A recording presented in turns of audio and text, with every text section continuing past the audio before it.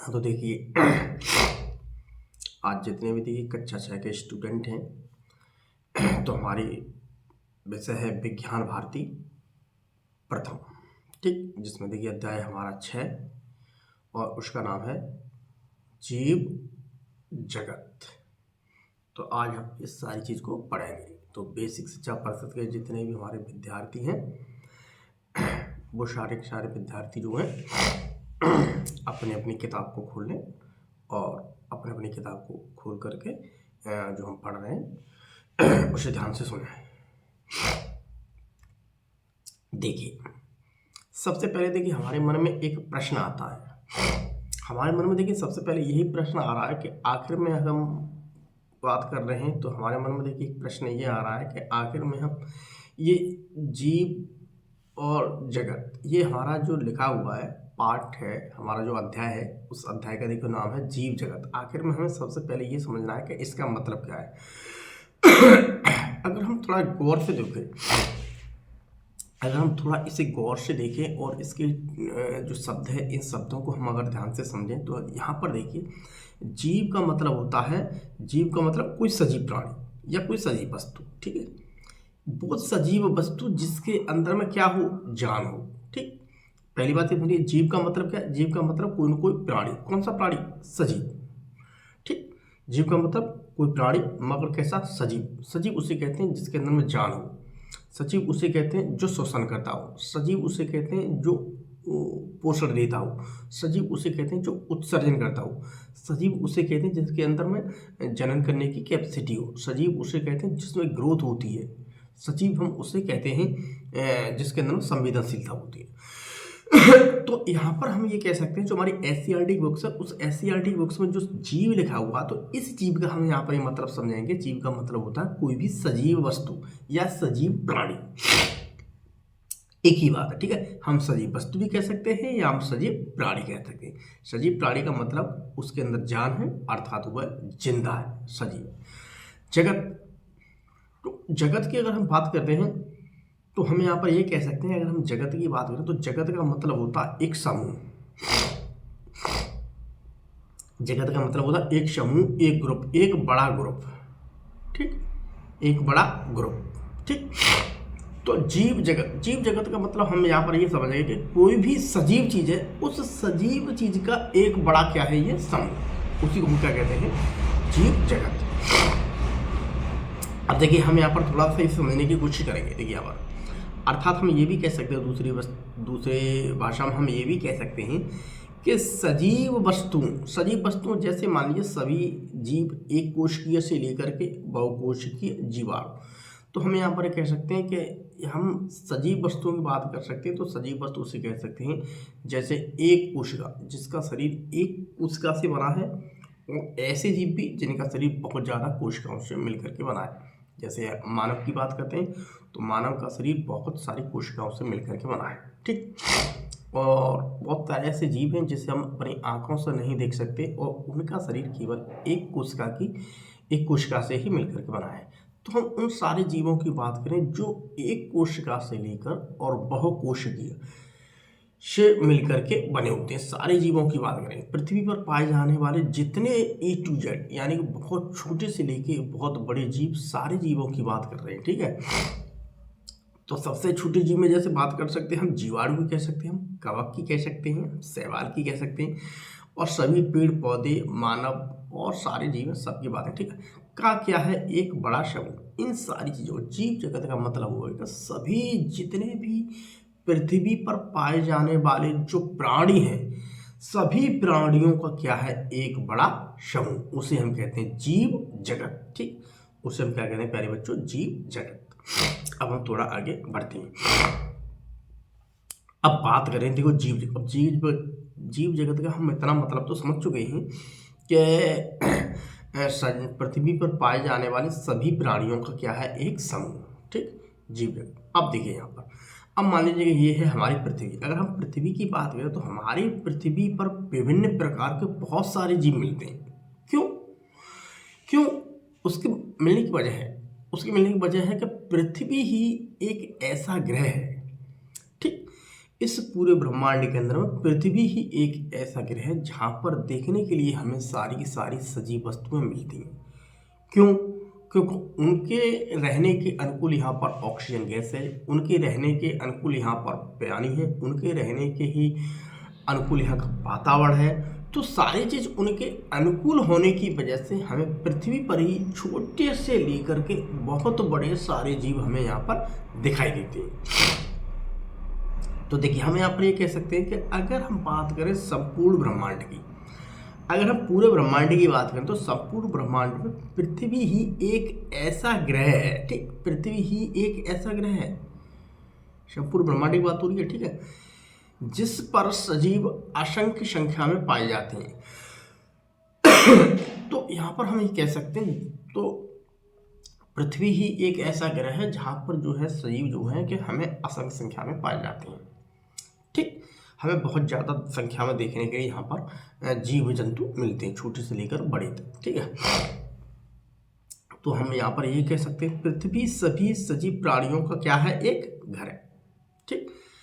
हम सभी ये अच्छी तरह से जानते हैं कि यहाँ पर पशु, पक्षी, पेड़ पौधे, पत्थर, पर्वत, नदियाँ, नाले इत्यादि हमारे वातावरण में पाए जाते हैं। तो अगर हम अपने वातावरण की बात करें, उस वातावरण की मान लीजिए कोई जीव रह रहा है,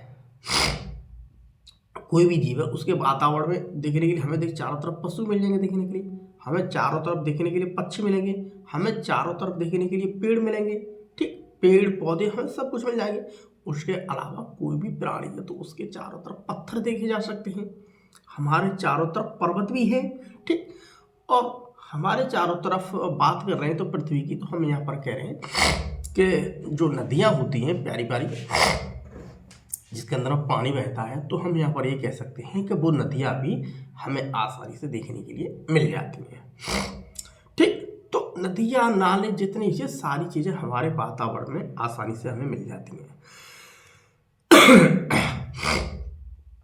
अब देखिए, यहाँ पर हमें यह भी पता है कि सजीव निर्जीव से बिल्कुल विपरीत लक्षणों की होती हैं। देखिए, अगर कोई भी सजीव की बात करते हैं तो सजीव प्राणी वो होते हैं जो श्वसन करते हैं, निर्जीव नहीं करते हैं, ठीक है। सजीव प्राणी वो होते हैं जो न्यूट्रिशन लेते हैं। न्यूट्रिशन का मतलब अपना खाना लेंगे, क्योंकि जब खाना नहीं खाएंगे उनका शरीर काम नहीं करेगा, उसे ऊर्जा नहीं मिलेगी। तो सजीव प्राणी वो होता है जो खाना खाता है। क्या निर्जीव प्राणी खाने खाते हैं? जैसे कंकड़ पत्थर क्या खाना खाता है? नहीं खाता है। निर्जीव जैसे कि मान लीजिए कि पानी एक निर्जीव वस्तु है। क्या निर्जीव पानी कभी खाना खाता है? नहीं खाता है, खाना नहीं खाता है। लेकिन एक बात अवश्य है, यहाँ पर हम कह सकते हैं कि सजीव और निर्जीव दोनों के एक दूसरे के विपरीत लक्षण होते हैं। सजीवों में वो लक्षण पाया जाता है, वह लक्षण निर्जीवों में नहीं पाया जाता है। अच्छी तरह से हम समझेंगे। देखिए, हमारी पृथ्वी पर पाए जाने वाले सजीव विभिन्न आवासों में पाई जाती हैं। अब जितने भी देखिए हमारी पृथ्वी पर जो सजीव प्राणी मिल रहे हैं, उन सजीव प्राणी को देखिए, उनके रहने के आवास अलग हैं। भैंस है, भैंस के रहने का आवास अलग है। इंसान रह रहा है, मकान में रहता है, सुरक्षित रहता है, उसका आवास अलग है। बंदर का आवास अलग है, वो पेड़ों पर रहते हैं। गिलहरी पेड़ों पर रहते हैं। पक्षियाँ ज़्यादातर हवा में ही उड़ते रहते हैं। उसके अलावा अगर हम शेर, चीते की बात करें तो वो जंगल में रहते हैं। मछलियों की बात करें तो मछलियाँ पानी में रहती हैं। तो बहुत सारे जीव ऐसे हैं जो मिट्टी के अंदर रहते हैं, बहुत सारे जीव ऐसे हैं, छोटे छोटे जीव एक कोशिश ऐसे हैं जो पानी के अंदर रहते हैं, बहुत सारे जीव ऐसे भी हैं जो इंसान के शरीर के अंदर रहते हैं, और बहुत सारे जीव ऐसे हैं जो इंसान के शरीर के ऊपर रहते हैं। अब शरीर के ऊपर कौन सा जीव रहेगा? जैसे मान लीजिए जू है या खटमल है, ठीक है, और टिक है। ये इस प्रकार के जीव हैं जो कि किसी के ऊपर एक बाह्य परजीवी के रूप में रहते हैं। शरीर के अंदर जैसे मान लीजिए कि आपका फीताक्रम हुआ, जैसे कि एस्केरस हुआ। उसके अलावा बहुत सारे ऐसे जीवाणु जो शरीर के अंदर भी मिलते हैं। तो एक बात यहाँ पर क्लियर हो कि जितने भी सजीव प्राणी पृथ्वी पाए जाते हैं, सबके आवास अलग है। सबका रहन सहन अलग है। इसके रहने का हिसाब किताब अलग है और इसके रहने का हिसाब किताब अलग है। अब देखिए आगे, अब विभिन्न आवास की बात करते हैं तो देखिए अभी मैंने बता ही दिया आपको, ये विभिन्न आवास मिलते हैं। जैसे मुझे झील में देखने के लिए मिल जाएंगे, हमें पहाड़ों पर भी देखने के लिए मिल जाएंगे, हमें फॉरेस्ट जैसे मिल जाएंगे। मरुस्तर का मतलब जहाँ पर रेत ही रेत है तो वहाँ भी प्राणी रहते हैं। ठीक, समुद्र की बात है, समुद्र बहुत बड़ा है, उसके अंदर भी बहुत सारी मछलियाँ, बहुत सारे प्राणी, विभिन्न प्रकार के सीप, घोंगे बहुत सारे रहते हैं। उसके अलावा देखिए हॉट वाटर स्प्रिंग्स यानी गर्म पानी के झरने। अगर पहाड़ों पर जहाँ ज्वालामुखी निकलता रहता है, हम उस ज्वालामुखी को देखें तो हम यहाँ पर ये कह सकते हैं कि वहाँ पर बहुत जो गर्म गर्म पानी के झरने गिर रहे हैं ज्वालामुखी की वजह से, तो पानी इतना गर्म हो जाता, बहुत सारा गर्म। तो उस गर्म पानी के जो झरने हैं उसमें भी हमें देखने के लिए बहुत सारे बैक्टीरिया यानी कि जीवाणु हमें आसानी से मिल जाएंगे। अर्थात हम कह सकते हैं कि पृथ्वी पर पाए जाने वाले सजीव जल, थल, वायु सभी स्थानों पर वास करते हैं। तो पृथ्वी पर पाए जाने वाले जितने भी जीव हैं, कोई तो जल में रह रहा है, कोई थल में रह रहा है, कोई वायु में रह रहा है, और भी बहुत सारे सभी स्थानों पर हमें देखने के लिए मिल जाएंगे। ऐसा स्थान कोई नहीं है जहाँ पर हमें कोई न कोई सजीव प्राणी देखने के लिए ना मिले। हमें अक्सर सजीव प्राणी देखने के लिए मिल ही जाते हैं। अब देखिए आगे,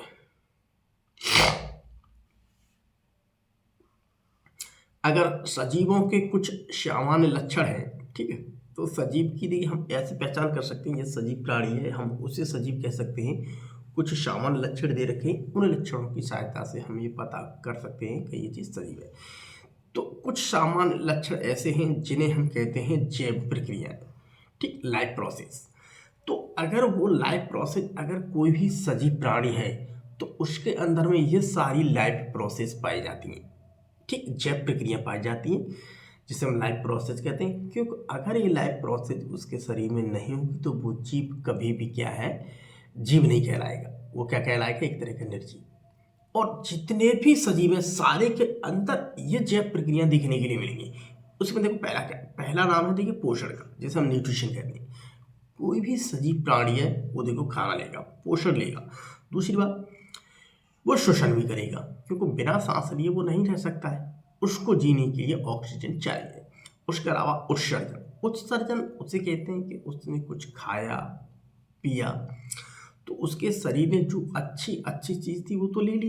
अब जो चीज़ खराब है, हानिकारक है, तो हमारे शरीर के अंदर बहुत सारी हानिकारक चीज़ बनती है। जैसे मान लीजिए मल है हमारा, ठीक, और मूत्र है, और भी बहुत सारी चीज़ें हैं जो हमारे शरीर के अंदर में बनती रहती हैं। तो उन्हें वो शरीर क्या है, बाहर निकाल देता है, उसे हम कहते हैं उत्सर्जन। जितने भी सजीव प्राणी होते हैं सारे सजीव प्राणियों के अंदर ये लक्षण देखने के लिए हमें आसानी से मिल जाए। संवेदनशीलता, अगर सजीव प्राणी है तो उसके अंदर हमें संवेदनशीलता देखने के लिए मिल जाएगी। कैसे संवेदनशीलता, क्या संवेदनशीलता का मतलब होता है कि किसी भी ताप के प्रति आपका जो है उद्दीपन। जैसे मान लीजिए कि हम बहुत तेज गर्मी पड़ रही है, तो अगर हम गर्मी में बिना कपड़े के बाहर खड़े हो जाएंगे तो सूर्य की गर्मी और इस टेम्परेचर से हम ऑटोमेटिकली क्या होगा, बीमार पड़ जाएंगे, मर जाएंगे। अगर हम दिसंबर की बात करें या हम जनवरी की बात करें, उस महीनों में बहुत ज़्यादा ठंड पड़ती है। अगर उस ठंड के मौसम में अगर हम बिना कपड़े के बाहर जाएंगे तो हम निश्चित रूप से मर जाएंगे, क्योंकि हमारा शरीर क्या है, एक संवेदनशील है, वो ताप के प्रति संवेदनशील है, ठीक। उसके अलावा अगर कोई मान लीजिए कि मेरा शरीर है, किसी मेरे शरीर पर मान लीजिए कहीं इस उंगली पर कोई पिन चुबा दे तो तुरंत मुझे पता लग जाएगी और झटके के साथ में अपने हाथ को अलग खींच लूँगा। क्योंकि इसका मतलब है कि हमारा शरीर क्या संवेदनशील है, ठीक, ताप के प्रति भी संवेदनशील है। ताप के प्रति, क्योंकि अगर ज़्यादा ताप झेल नहीं सकता है तो ताप के प्रति भी संवेदनशील है और ठंड के प्रति भी संवेदनशील है, उसे हम कहते हैं संवेदनशीलता। संवेदनशीलता में और मान लीजिए कोई, माने दूर से कोई आवाज़ करता है तो तुरंत हम एकदम झटका दे जाते हैं। जैसे मान लीजिए किसी ने हमारे पास, हम बैठे हुए हैं और किसी ने हमारे पास बहुत पटाखा चला दिया या धमाका चला दिया तो उसकी गूंजाहट इतनी होगी हम एकदम चौंक जाएंगे, डर जाएंगे एकदम। तो इसे हम कहते हैं संवेदनशील। उसके अलावा वृद्धि, वृद्धि की बात करते हैं तो कोई भी सजीव प्राणी है अगर वह जन्म लेगा तो वो वृद्धि करेगा, धीमे धीमे छोटा है छोटे से बड़ा हुआ। जैसे मान लीजिए कि ये है मेरे पास, हम बात कर सकते, जैसे मान लीजिए ये है हमारे पास मेढक और इस मेढक ने यहाँ पर अंडा दिया, ठीक। अब अंडे से सही समय पर क्या होगी, यहाँ पर हैचिंग होगी। तो यहाँ पर हैचिंग होने के बाद अब अंडे से ये लार्वा निकल आएगा, ठीक है। अब लार्वा के अंदर, अब यहाँ पर लार्वा के अंदर में क्या होगी, ग्रोथ, ग्रोथ। तो यहाँ से लेकर यहाँ तक हम सारी चीज़ में क्या दिख रहे हैं, यहाँ पर ग्रोथ दिख रहे हैं, ठीक है। तो ग्रोथ होगी, अब इस ग्रोथ से ये बन जाएगा और इसके बाद ये वयस्क बन जाएगा, इससे और बड़ा हो जाएगा। तो हम यहाँ पर ये कह सकते हैं कि वृद्धि किसी भी, चाहे छोटा सा पेड़ ले लो, आप कोई भी छोटा सा पेड़ ले लो, उस पेड़ को आप जैसे ही खेत के अंदर में लगा देते हैं तैसे ही मालूम क्या होता है पेड़ में, वो धीमे धीमे छोटे से बीज है, बीज से अंकुर फूटेगा, अंकुर से फूटते फूटते क्या है, पेड़ एकदम बड़ा होते जाएगा। तो इसे कहते हैं वृद्धि। बच्चे को देख लो आप, मानो छोटा सा बच्चा होता है, पैदा होता है, फिर धीमे धीमे वृद्धि करके वो 6 foot, 6.5 foot, 5 foot, 5.5 foot height का लंबा हो जाता है, उसका शरीर चौड़ा हो जाता है, इसे कहते हैं वृद्धि। उसके बाद देखिए अगला लक्षण है जैव प्रक्रिया में हमारे प्रजनन का।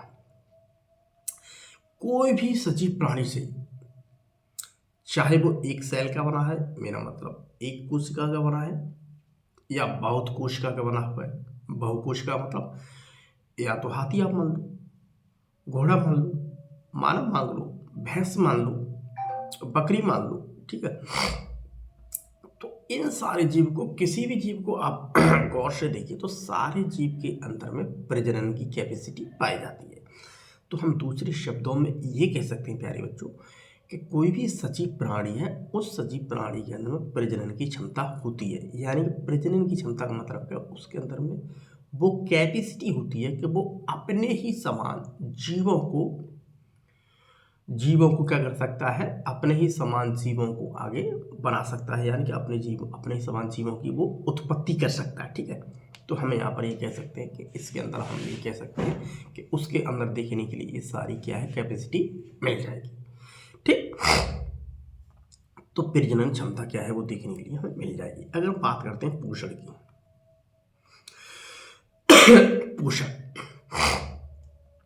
पोषण क्या है, ठीक है।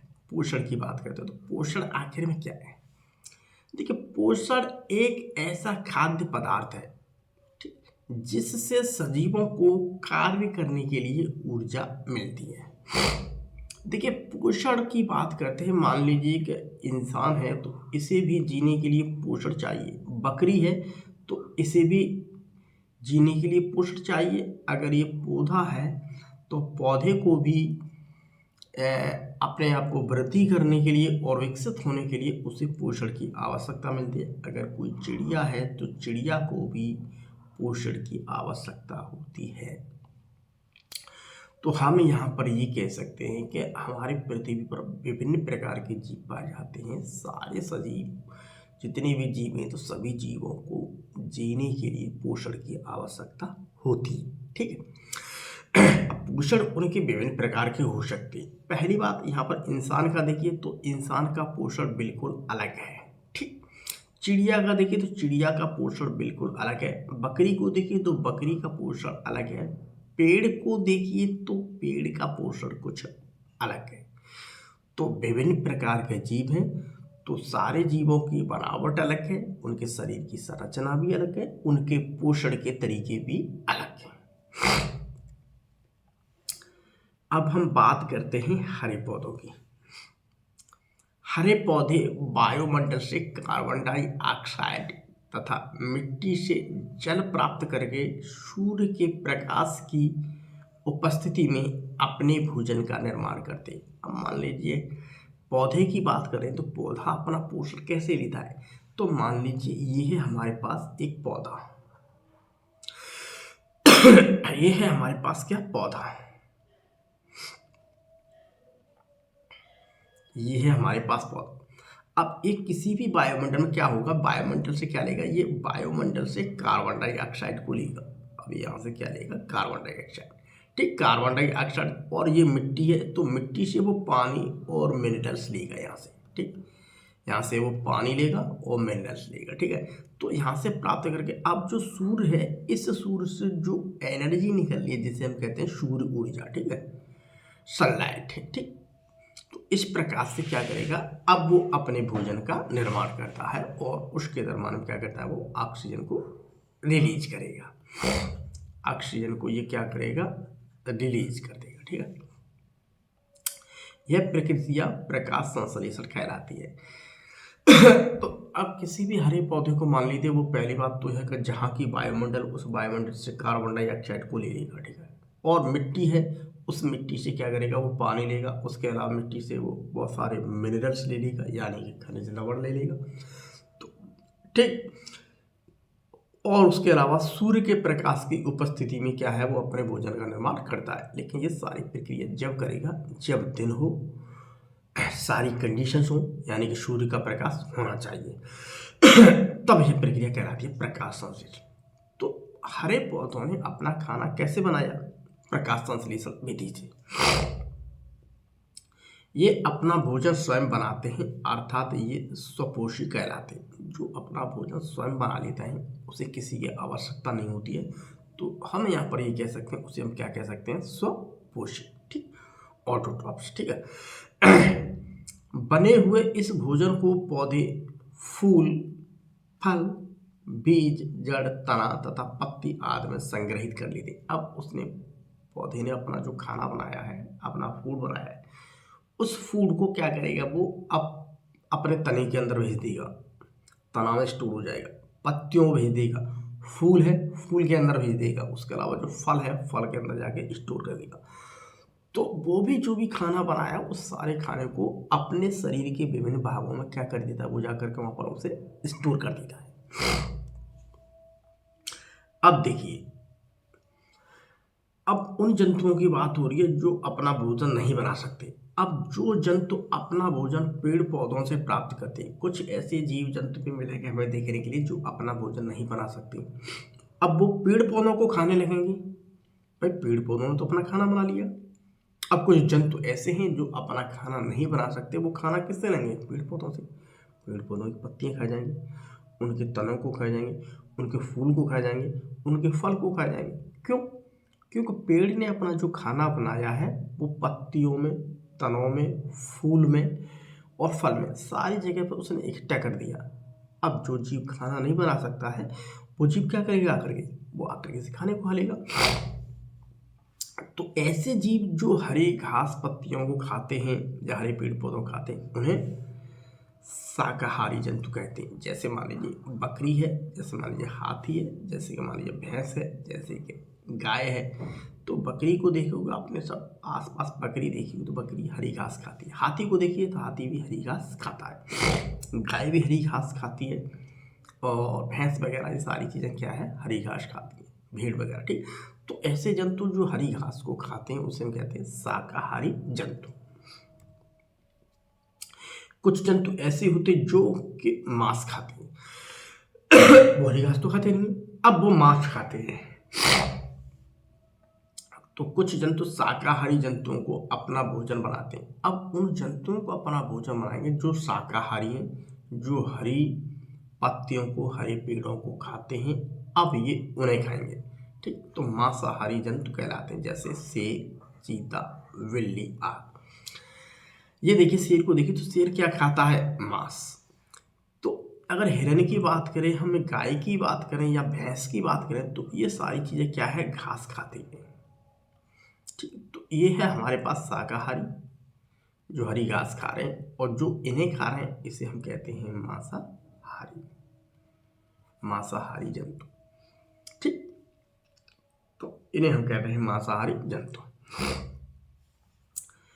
अब ऐसे जंतु जो शाकाहारी, मतलब शाकाहारी पेड़ वाली चीज़, फल हैं या गेहूँ रोटी वगैरह, सब किससे आ रही है, पेड़ों से आ रही है। तो उसके अलावा वो कभी कभी मीट भी ले लेते हैं, मतलब मांसाहारी चीज़ भी ले लेते हैं, यानी कि मांसाहारी चीज़ भी खा सकते हैं वक्त पड़ने पर, और वो हर मतलब और पेड़ पौधों की जो बनी हुई चीज़ है उसे भी खा सकते हैं। तो ऐसे को जंतु हम कहते हैं सर्वाहारी। तो देखिए ऐसे जीव जो अपना भोजन पेड़ पौधों एवं अन्य जंतुओं से अर्थात दोनों स्रोतों से प्राप्त करते हैं उन्हें हम सर्वाहारी जंतु कहते हैं। जैसे मानव है, बंदर है, कुत्ता है, लोमड़ी है।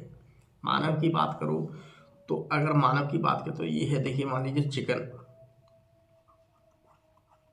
तो मानव चिकन भी खा सकता है, उसके मानव फल फ्रूट्स भी खा सकता है और रोटियां भी खा सकता है। बंदर की बात करें तो बंदर देखिए फल फ्रूट खूब खा सकता है, इसे मांस डाल दो पका हुआ तो वो मांस को भी खा जाएगा। लोमड़ी है लोमड़ी बहुत सारी ऐसी चीज़ें फल फ्रूट्स को खा भी लेते हैं, मतलब रोटी वगैरह सारी चीज़ों को खा लेंगे। उसके अलावा उन्हें कहीं पर भी चूहा वगैरह मिल जाए, कोई भी चीज़ मिल जाए तो उसे भी खा लेते हैं। कुत्ते की बात करें तो कुत्ते को अगर आप आसानी से रोटी डाल दोगे तो रोटी खा लेगा, कुत्ते के सामने अगर मांस डाल दोगे तो वो मांस भी खा लेगा। तो ये वो जंतु हैं जो कि पेड़ पौधों से बनी हुई चीज़ भी खा लेते हैं। ठीक, पेड़ पौधों से बनी हुई चीज़ भी खा लेते हैं, उसके अलावा ये चीज़ क्या है, मांस भी खा लेते हैं। तो इन्हें हम कहते हैं सर्वाहारी।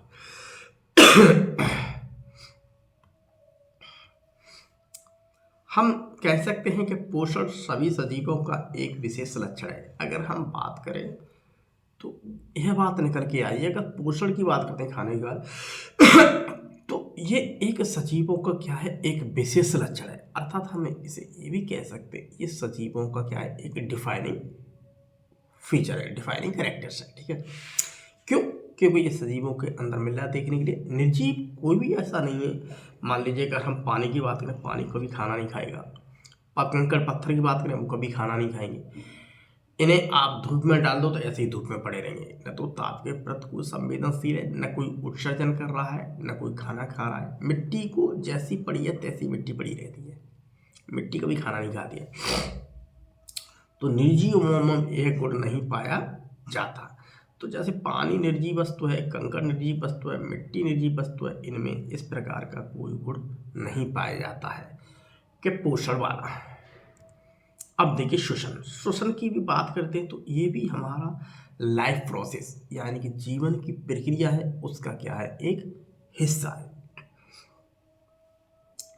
तो श्वसन भी क्या है, एक जीवन की प्रक्रिया का हिस्सा है। तो अगर देखिए सांस लेने पर वायु के साथ में ऑक्सीजन गैस शरीर के अंदर फेफड़ों द्वारा ग्रहण की जाती है। सबसे पहले अगर हम सांस लेंगे तो हमें सबसे पहले जरूरत पड़ेगी ऑक्सीजन गैस की। तो हम यहाँ पर ये कह सकते हैं कि अगर हम सांस लेने की ज़रूरत पड़ती है तो हमें ऑक्सीजन गैस की ज़रूरत पड़ेगी। तो ऑक्सीजन गैस जो है हमारे शरीर के अंदर में जा रही है। सांस छोड़ने पर कार्बन डाइऑक्साइड गैस बाहर निकलती है। जैसे हम सांस छोड़ देंगे तैसे यहाँ से क्या होगी, कार्बन डाइऑक्साइड गैस बाहर निकलेगी। तो ये निकलिए, तो हम सांस में ऑक्सीजन गैस लेते हैं, कार्बन डाइऑक्साइड गैस को बाहर निकालते हैं। ठीक, तो जब अंदर जाएगी तो हमारे फेफड़े कैसे होंगे, थोड़े फूल जाएंगे। जैसे हम बाहर छोड़ेंगे तैसे हमारे फेफड़े का थोड़े सिकुड़ जाएंगे। ठीक, तो फेफड़े सिकुड़ जाते हैं। सभी सजीव, जैसे मान लीजिए अगर जंतु या पौधे, किसी भी सजीव की बात करें, चाहे हम जंतु की बात करें या हम पेड़ पौधों की बात करें, हम किसी भी सजीव के बारे में बात करें, पेड़ पौधे, ठीक है, तो सारे के कह सकते हैं वो ऑक्सीजन गैस ग्रहण करते हैं तथा कार्बन डाइऑक्साइड गैस छोड़ते हैं। कोई भी सजीव सही, पहली बात तो यह है कि वो ऑक्सीजन लेगा और वो CO2 को छोड़ेगा। ठीक, मानव की बात करें तो मानव में यह प्रक्रिया फेफड़ों के द्वारा होती है। मछली की बात करें जो एक जली है, यहाँ पर गलफड़े के द्वारा होती है। अब मेंढक की कंडीशन अलग है कि मेंढक पानी में भी, आप देख सकते हैं कि मेंढक मुझे पानी में भी देखने के लिए मिल जाता है। मेंढक हमको अगर बात करें तो मेंढक हमें ज़मीन पर भी देखने के लिए मिल जाते हैं। तो मेंढक एक ऐसा प्राणी है जिसे उभयचर कहते हैं, एम्फीबिया। एम्फी का मतलब होता है बोथ। तो हम यहाँ पर ये कह सकते हैं मेंढक एक ऐसा प्राणी है जो जल और थल हमें दोनों जगह देखने के लिए मिल जाता है, और जो जल और थल दोनों जगह देखने के लिए मिल जाता है उसे हम कहते हैं उभयचर। तो अगर वो पानी के अंदर पहुंच गया है, किसी तालाब, किसी गड्ढे, किसी नदी में, तो वो सांस लेगा त्वचा के द्वारा, तब वो त्वचा से। अब जैसे वो जमीन पर आ जाएगा, अब जमीन पर जैसे मेंढक गए तैसे वो सांस लेगा फेफड़े से। इस बात को ध्यान रखें, ठीक है। पानी के अंदर है तो वो त्वचा से सांस लेगा, और पानी के बाहर निकल आए जमीन पर तो वो किससे सांस लेगा, फेफड़े से। अब ये प्रक्रिया हमें पौधों के अंदर देखनी है। अगर हम पौधों में बात करें तो पौधों में गैसीय आदान प्रदान पत्तियों में उपस्थित रंध्र द्वारा होता है। रंध्र का मतलब तो स्टोमेटा। तो सबसे पहले आप यहाँ पर दिमाग को फोकस कीजिए, ये है मेरे पास क्या, पत्ती। अब हम इसे सूक्ष्मदर्शी की सहायता से मैंने इस छोटे से पोर्शन को जूम करके देखा। यहाँ पर इसे हमने क्या किया, एकदम जूम बड़ा करके देखा सूक्ष्मदर्शी की सहायता से। मैं इसे बड़ा करके देखूंगा तो मुझे उस पत्ती पर ऐसी संरचना दिखाई देती है। ठीक, इसे हम कहते हैं रंध्र, इसे हम कहते हैं रंध्र यानी कि स्टोमेटा। तो यहाँ पर देखते हैं अगर रंध्र खुले हुए हैं, ठीक, अगर रंध्र खुले हुए तो इसका मतलब क्या है, ये CO2 गैस ले रहा है। और रंध्र बंद हैं तो इसका मतलब क्या है, ये ऑक्सीजन गैस निकाल रहा है और H2O को भी क्या है, बाहर निकाल रहा है। अब इन रंध्रों की सहायता से क्या होती है, ऑक्सीजन गैस बाहर निकल रही है, H2O भी बाहर निकल रहा है। ठीक, उसके अलावा CO2 गैस अंदर जा रही है। तो CO2 अंदर जा रही है, ऑक्सीजन बाहर आ रही है, CO2 अंदर जा रही है, ऑक्सीजन बाहर आ रही है। तो इसे हम कहते हैं गैसों का आदान प्रदान, यानी कि एक्सचेंज ऑफ गैसेज। ठीक है, तो यहाँ पर क्या हो रहा है, गैसों का आदान प्रदान किससे हो रहा है, रंध्रों से यानी स्टोमेटा से। तो हम यहाँ पर कह सकते हैं, तो यही देखो बात लिखिए, पौधों में गैसीय आदान प्रदान, गैसीय का मतलब कि ऑक्सीजन का निकलना और CO2 को लेना, ऑक्सीजन का निकलना और CO2 को लेना, तो इसे हम कहते हैं गैसीय आदान प्रदान। ठीक है, तो इसे हम क्या कहते हैं, गैसीय आदान। तो यहाँ पर गैसियों का खूब आदान प्रदान होता रहता है। यह क्रिया सभी सजीवों में पाई जाती है, परंतु निर्जीवों में यह गुण नहीं पाया जाता। तो ये सारी चीज़ें की अगर बात करते हैं तो हम यहाँ पर ये कह सकते हैं कि इस प्रकार की सारी प्रक्रिया में गैस का लेना, गैस का छोड़ना, ये सारी प्रक्रिया यहाँ पर बहुत सारी होती रहती हैं। तो इसे हम कहते हैं कि ये सारी प्रक्रिया क्या होती हैं, उत्सर्जन कहलाती हैं, जो कि हमें सजीवों के अंदर देखने के लिए मिल जाता है। तो उत्सर्जन की बात करें तो उत्सर्जन क्या है, एक लाइफ प्रोसेस है। ठीक, श्वसन, सॉरी अब हम बात करते हैं उत्सर्जन की।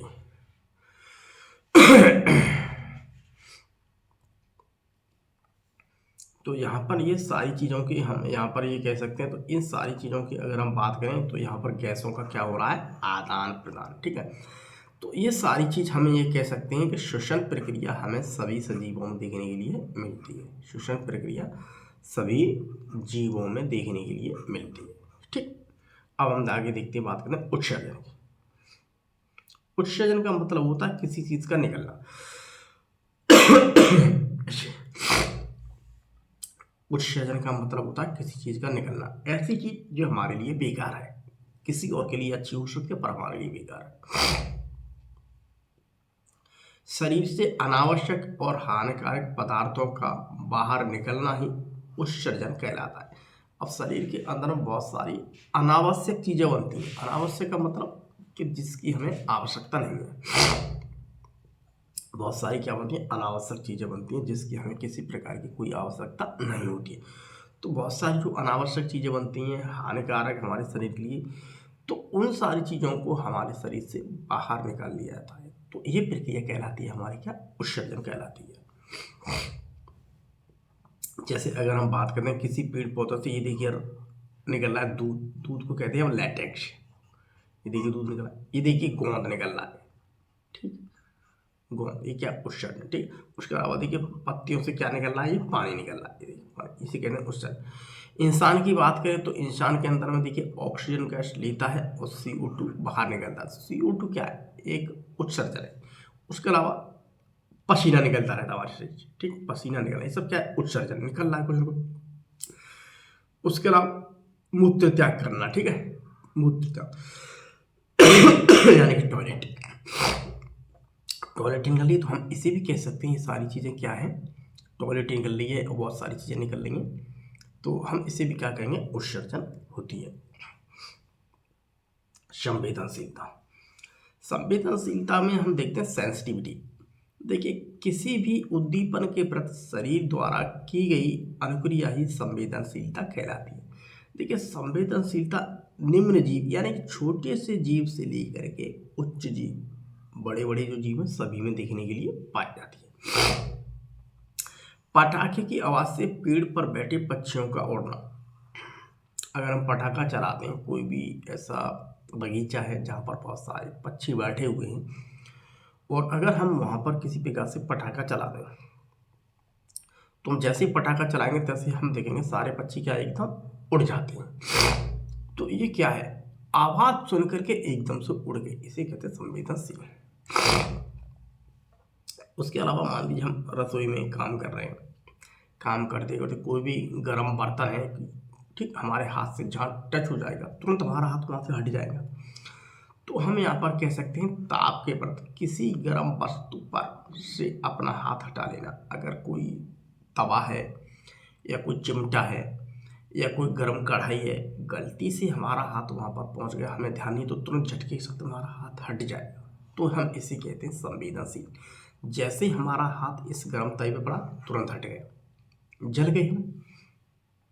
मिठाई देख करके मुंह में पानी आना। बहुत कोई, अगर कोई बच्चे की बात करें, बहुत ज़्यादा भूखा है, उसने खाना नहीं खाया, अगर हम उसे मिठाई दिखा दें तो मिठाई देख के क्या होगा, उसके मुंह के अंदर में क्या आ जाएगा, ऑटोमेटिक पानी आ जाएगा। तो इसे सारी चीज़ों को कहते हैं संवेदनशील। किसी चीज़ को देखा, तुरंत वहाँ से क्या हुई, अनुक्रिया हुई, ठीक है। उसी प्रकार का एक एग्जाम्पल है छुई मुई के पेड़ का। तो छुई मुई के पौधे को छूने पर अचानक से मुरझा जाना। छुई मुई का पेड़ मान लीजिए ऐसा है, मैं जैसे ही इसे टच करूँगा तैसे ये मुरझा जाएगा, ठीक है, तैसे ये क्या गया, मुरझा जाएगा, तैसे ही मुरझा जाएगा, मुरझा जाएगा। वृद्धि, वृद्धि की अगर हम बात करें तो देखिए, अगर वृद्धि की बात करते तो हम यहाँ पर ये कह सकते हैं कि सभी सजीव जो है वृद्धि करते हैं, ठीक, सभी सजीव क्या करते हैं, वृद्धि करते हैं, ग्रोथ करते हैं, ठीक। सभी सजीवों का भार, आकार एवं संख्या में वृद्धि होती रहती है, ठीक है। तो हम यहाँ पर ये सकते हैं, जैसे कि पौधों की बात करते हैं, पौधों में वृद्धि जीवन पर्यंत चलती रहती है, अर्थात असीमित वृद्धि पाई जाती है। अगर हम पौधों की बात करें तो हम यहाँ पर ये कह सकते हैं पौधों में जीवन पर्यंत वृद्धि होती है।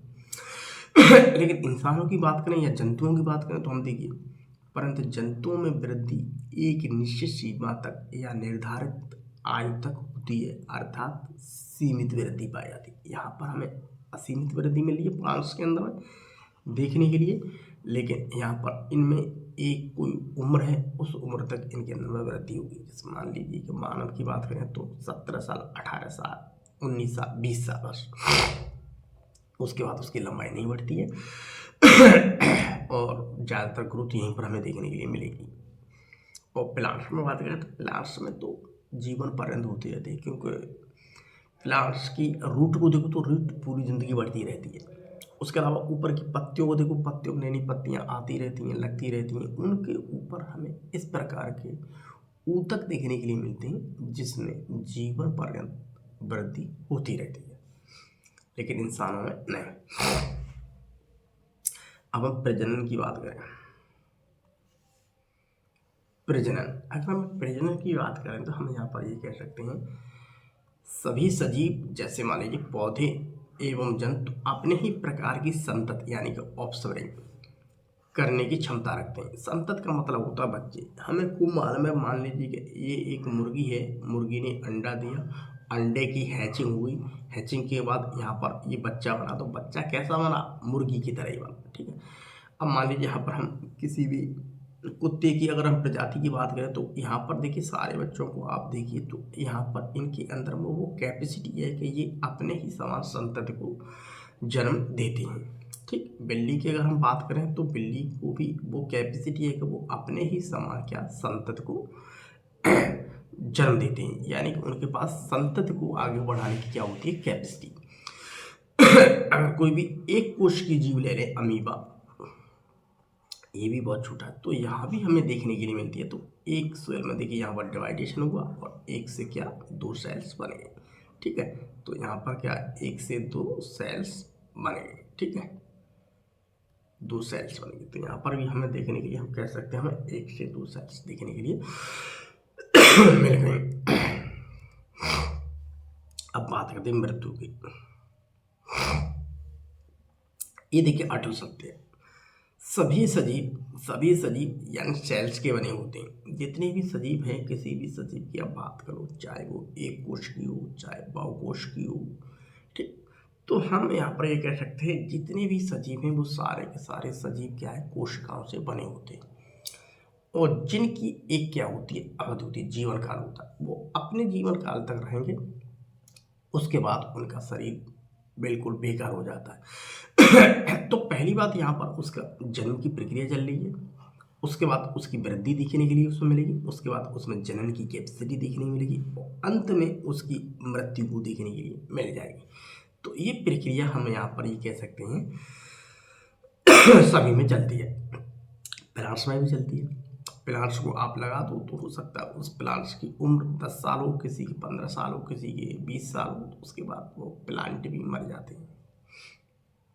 गेहूं की बात करूँ, गेहूं एक सीजन में ही रहता है, 3-4 महीने रहेगा, उसके बाद वो मर जाता है, उसके बाद वो आगे बढ़ता ही नहीं। तो सबकी एक जीवन अवधि है।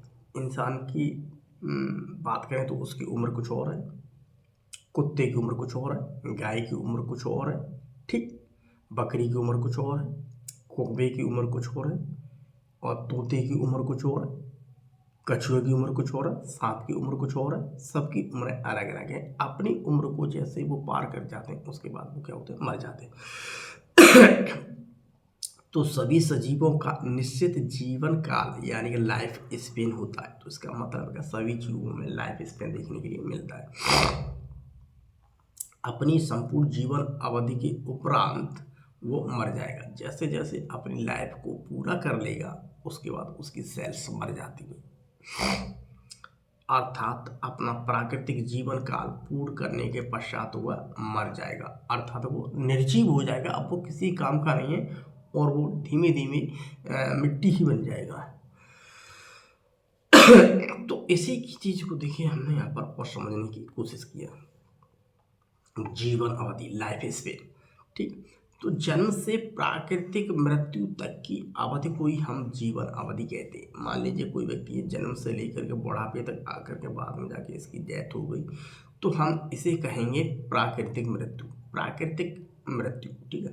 प्राकृतिक मृत्यु क्या होती है? प्राकृतिक मृत्यु वो होती है उसने अपना पूरा जीवन जिया, और 70 साल या 75 साल या 80 साल या 90 साल की उम्र पर बुढ़ापे से ही मतलब धीमे धीमे करके वो मृत्यु को चला गया, उसकी मृत्यु हो गई, तो हम उसे कहते हैं प्राकृतिक। हम उसे नहीं कहते प्राकृतिक के आज वो जिंदा है, कल वो एक्सीडेंट से खत्म हो जाए या किसी बीमारी से खत्म हो जाए, यानी कि वो 40 साल पर खत्म हो जाए, कोई 45 साल पर, कोई 35 साल पर, कोई 30 साल पर, तो उसे हम नहीं कहते हैं प्राकृतिक मृत्यु। हम उसे कहते हैं कि जो 80-85 साल पर अपना पूरा जीवन जीने के बाद जितनी उसकी कैपेसिटी थी खान पीन से, वो सारे जीवन को जीने के बाद अंत में जाकर के जब वो मारा, तब हम उसे कहते हैं कि उसने अपना पूरा जीवन जिया, तो उसे हम कहते हैं प्राकृतिक मृत्यु। अब उसकी मृत्यु क्या? प्राकृतिक। तो इसे हम कहते हैं जीवन अवधि, पूरी जीवन अवधि जीने। अब यहाँ पर देखिए कुछ चीज़ों को हमने समझा है कि सजीवों के क्या गुण होते हैं और निर्जीवों के क्या गुण होते हैं। सजीवों की बात करें, इसमें पोषण होता है, जबकि यहाँ पर मुझे पोषण देखने के लिए नहीं मिलता। इसमें श्वसन करते हैं, जबकि ये श्वसन नहीं करते हैं। इसमें वृद्धि होती है, जबकि यहाँ पर वृद्धि मुझे निर्जीवों में देखने के लिए नहीं मिलेगी। ऐसी वृद्धि होती है, जैसे कोई पहाड़ है, उस पर मिट्टी आके जमा हुई, वो बढ़ गया, तो वो वृद्धि है देखने के लिए मिल रही। वृद्धि पथ हमें सही तरीका से देखें तो सजीवों में हमें ज़्यादातर देखने के लिए चीज़ मिलती है, बट यहाँ पर वृद्धि मुझे निर्जीवों में देखने के लिए मिलती है।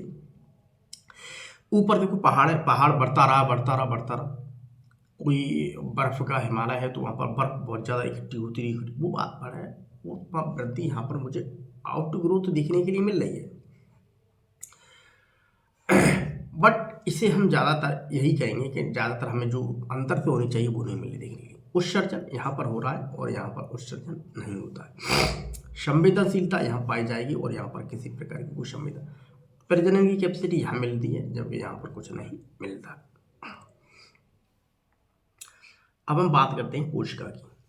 तो देखिए कोशिका एवं सूक्ष्म जीवों को कुछ सामान्य परिचय पढ़ेंगे हम।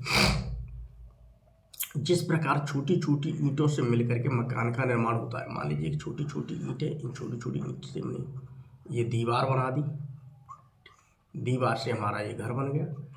तो हम यहाँ पर कह सकते हैं छोटी छोटी ईंटों से मिलकर के जैसे हमारा घर बनता है, ठीक उसी प्रकार से इन कोशिकाओं से मिलकर के हमारे शरीर का निर्माण होता है। तो देखिए, ठीक उसी प्रकार जीवों के शरीर का निर्माण अनेक छोटी छोटी इकाइयों से होता है। शरीर को बनाने वाली इन छोटी छोटी इकाइयों को हम कोशिका कहते हैं। तो ये है वो कोशिका, बहुत छोटी छोटी इकाई। इससे मिलेंगे तो हम यहाँ पर ये कह सकते हैं ऊतक बनेगा। ऊतक से आगे जा करके हमारे अंग बनते हैं। अंग से आगे जा करके हमारा क्या बनेगा? अंग तंत्र बनेगा। और अंग तंत्र से हमारा कोई ना कोई एक इंडिविजुअल बन जाएगा। ठीक, तो इससे हमारा क्या बन जाएगा? एक इंडिविजुअल, यानी कि जीव या सजीव, एक ही बात। ठीक, तो हमारा इंडिविजुअल बन जाता है।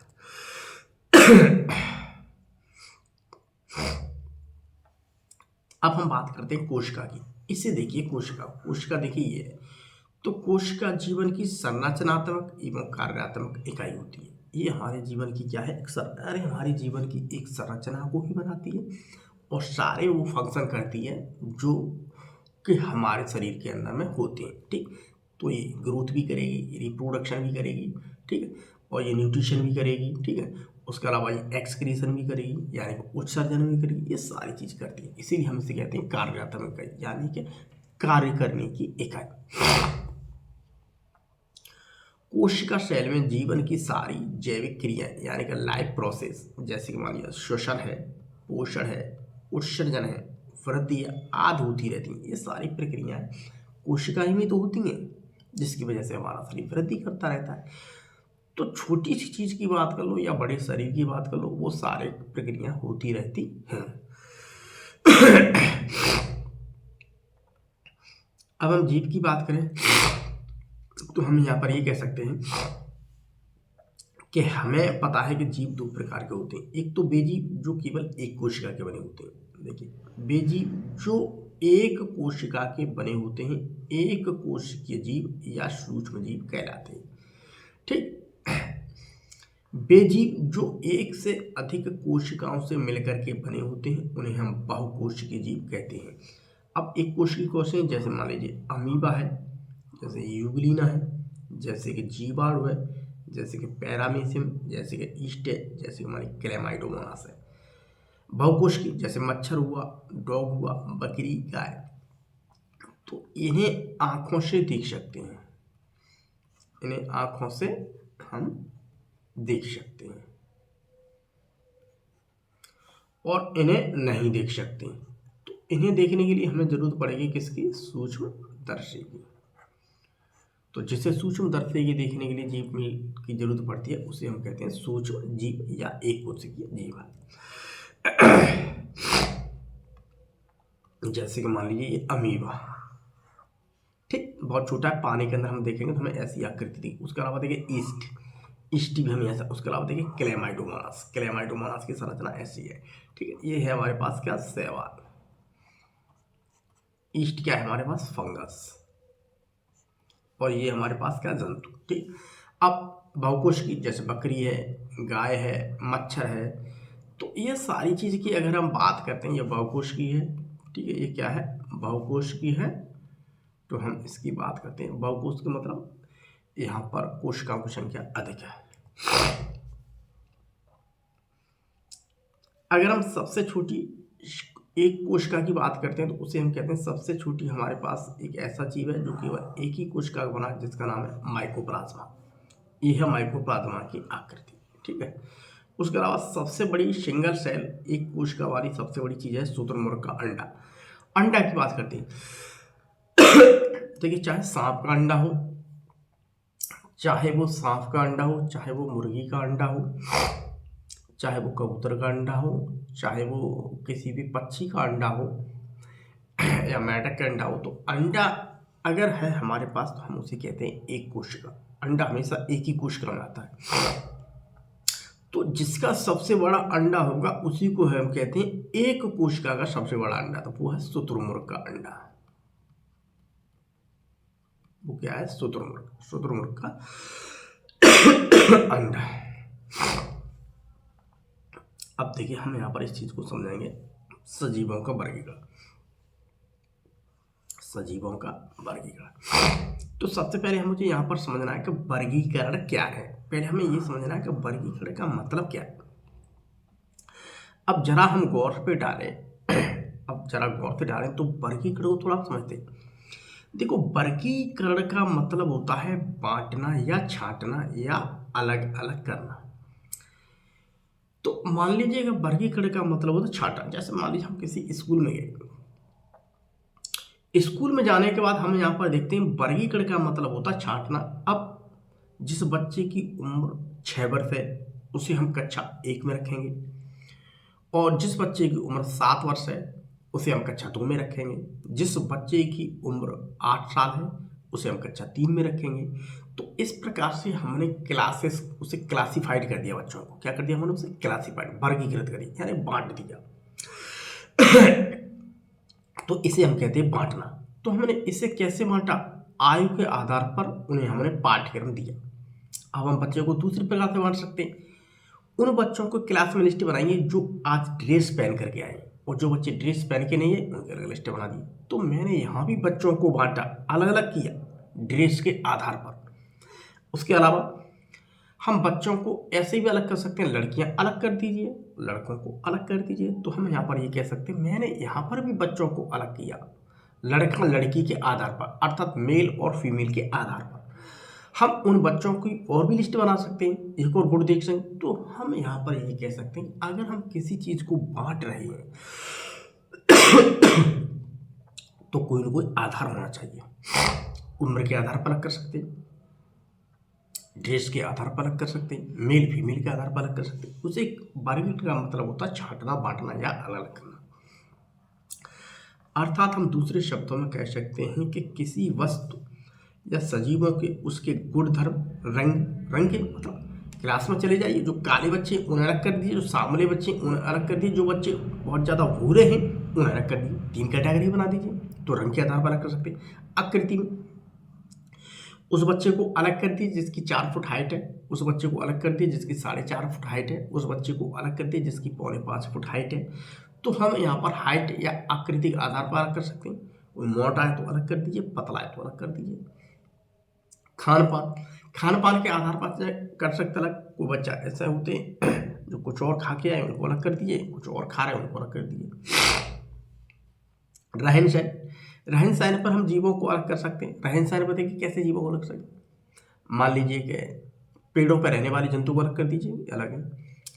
पानी के अंदर रहने वाले जैसे मछली है, विभिन्न प्रकार की मछलियाँ वगैरह है, अमीबा है, पैरामीस है, इन्हें अलग कर दीजिए। आप कह सकते हैं ये सब जल में पाए जाते हैं। पृथ्वी पर पाए जाने वाले यानी स्थल पर पाए जाने वाले, स्थल पर पाए जाने वाले से मानव है, कुत्ता है, भैंस है, गाय है, सुअर है, ये सारी चीज़ें क्या हैं हमें स्थल पर मिलती हैं। तो हम रहन सहन पर भी उन्हें अलग कर सकते हैं, उनके आवास के आधार पर अलग सकते हैं। जीवन अवधि किसी की जीवन अवधि के आधार पर हम अलग कर सकते हैं। मान लीजिए कौवा है, कौवा के लिए ज़्यादा से ज़्यादा आप उम्र मान लो तो 14 वर्ष, तोता के लिए उम्र मान लो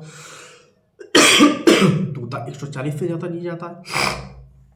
दोनों का साइज समान है बट दोनों की लाइफ स्पेन अलग है। अनुकूलन के आधार पर किसी के अंदर कुछ प्रकार की अनुकूलन का मतलब होता है कोई पानी में रहने के लिए अनुकूल है, कोई ऐसा अनुकूल है कि वो हवा में उड़ता रहता है जैसे कि पक्षियाँ हैं।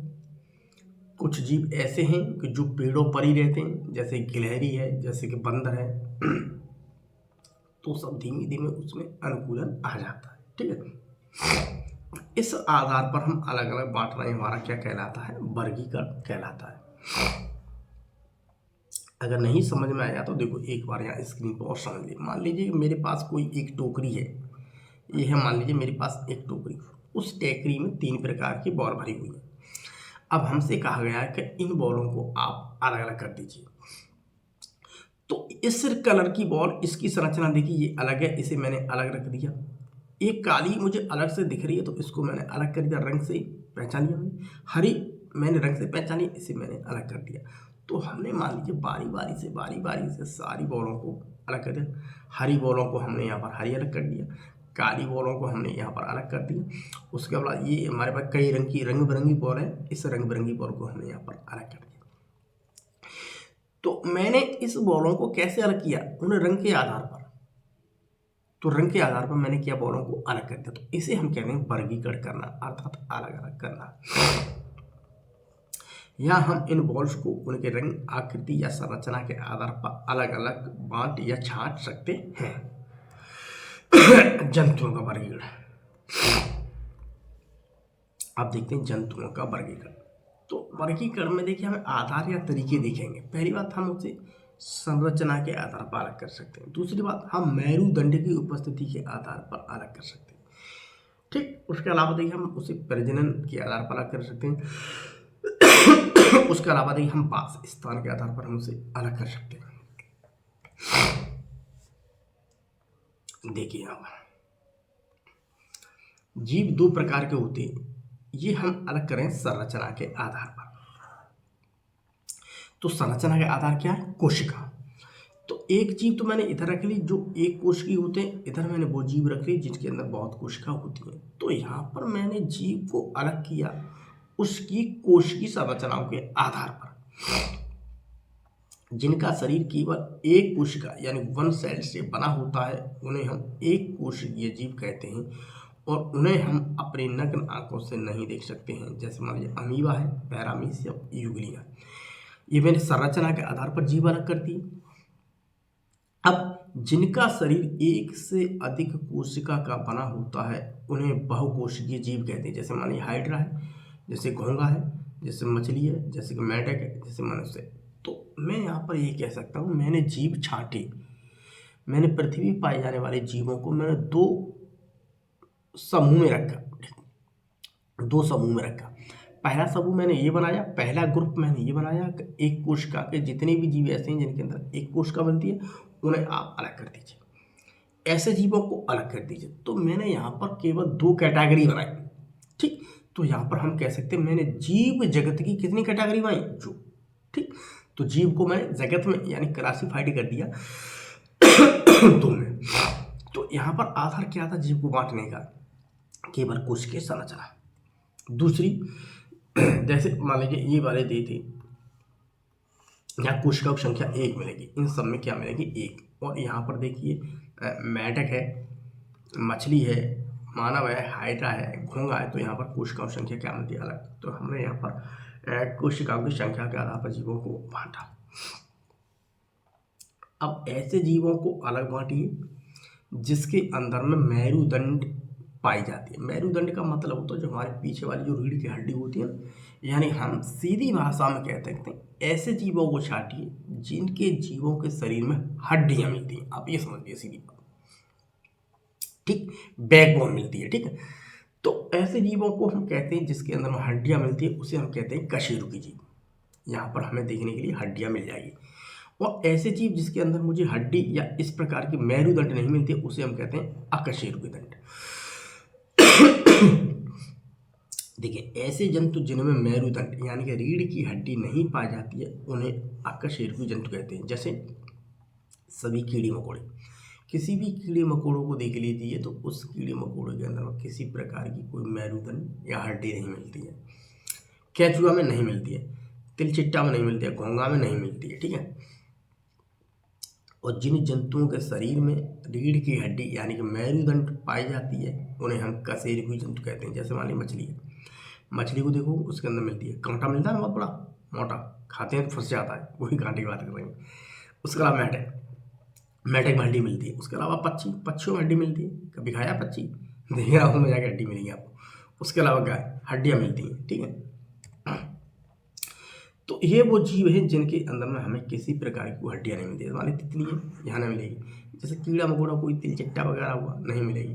कांतर वगैरह देखते हैं, इसमें किसी प्रकार की कोई हड्डियाँ नहीं होती हैं इस कीड़े में और केंचुए में, यहाँ पर नहीं मिली। लेकिन कशेरुकी जीव में यहाँ देखिए, हाँ यहाँ पर आपको देखिए ये बैकबोन मिली, ये देखो मिल रही है, और इसकी देखिए ये मिली बैकबोन, और इसकी देखिए ये बैकबोन मिली, और मछली की देखिए ये मिली बैकबोन। ठीक है, ये इसे कहते हैं मेरुदंड, बैकबोन। तो यहाँ पर शरीर वो है जहाँ पर हमें हड्डियाँ मिल रही हैं और यहाँ पर हमें हड्डियाँ हड्डियाँ नहीं मिल रही। ठीक, यहाँ पर हड्डियाँ नहीं और यहाँ पर हड्डियाँ हैं। मैंने जीव को दो कैटेगरी में बांट दिया, अर्थात मैंने वर्गीकरण कर दिया। अब देखिए प्रजनन के आधार पर, प्रजनन के आधार पर हम जीव को भी अलग कर सकते हैं। एक तो ऐसे जीव जिनके अंदर में जो प्रजनन करेंगे तो अंडे देंगे, एक ऐसे जीव जो प्रजनन करेंगे तो बच्चे देंगे। तो जो अंडे देते हैं उसे हम कहते हैं अंडज, और जो बच्चे देते हैं उसे हम कहते हैं जरायुज। देखिए अंडे देने वाले जंतुओं को हम अंडयुज कहते हैं, बच्चे देने वाले जंतुओं को हम जरायुज कहते हैं। जैसे मान लीजिए मछली है, जैसे मान लीजिए मेढक है, जैसे मान लीजिए छिपकली है, जैसे कि सर्प है या पक्षी है। इन सारे जीवों को आप गौर से देखिए। ये जीव वो हैं जो क्या करते हैं, इस जीवों को बात की तो ये सारी जो जीव है अंडे देते हैं। यहाँ पर ये क्या देंगे, अंडे। अब मनुष्य की बात की तो मनुष्य को भी अंडा नहीं देता है, बच्चे देता है। चूहा अंडे नहीं देता, बच्चे देता है। खरगोश बच्चे देता है। गाय बछिया को जन्म देती है। ठीक है, बकरी ये भी मेमने को जन्म देती है। जैसे कि देख लीजिए ये। अगर हम बात करें मछली की तो मछली भी अंडे देती है, मेढक अंडे देता है, पक्षी अंडा देता है, छिपकली अंडे देती है, सर्प अंडे देता है। अब इसे हम कहते हैं ओविपेरस यानी कि अंडज। और ये हैं देखिए जरायुज। जैसे मान लीजिए बकरी है, बकरी मेमने को जन्म देगी, चूहा भी बच्चे को देता है, खरगोश भी, मानव, ये सभी क्या है, जरायुज। अब हम इन्हें अलग अलग करेंगे वास स्थान के आधार पर। अब हम जीवों की वो लिस्ट बनाएंगे जो अलग अलग वातावरण में रहते हैं।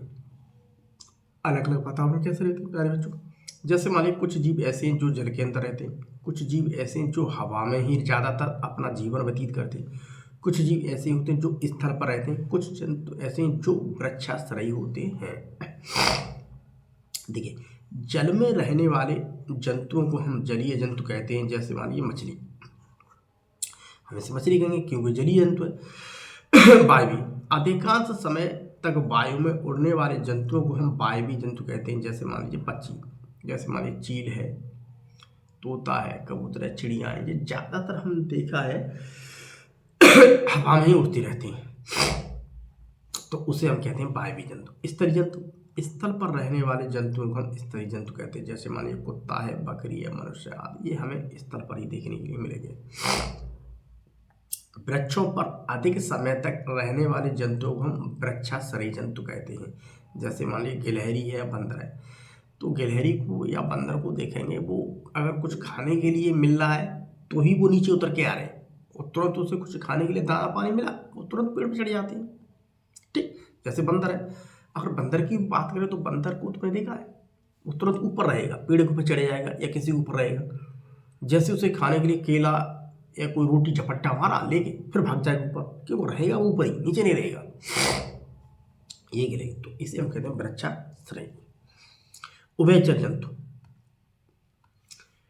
उभयचर जंतु। ठीक, उभयचर का मतलब, उभयचर को हम इंग्लिश में कहते हैं एम्फी, एम्फीबिया।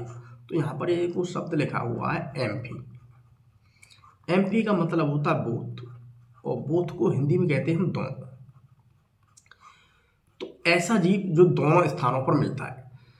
तो ऐसे जंतु जो जल तथा स्थल, ये दो स्थान हो गए, एक तो हो गया जल और एक वो स्थल।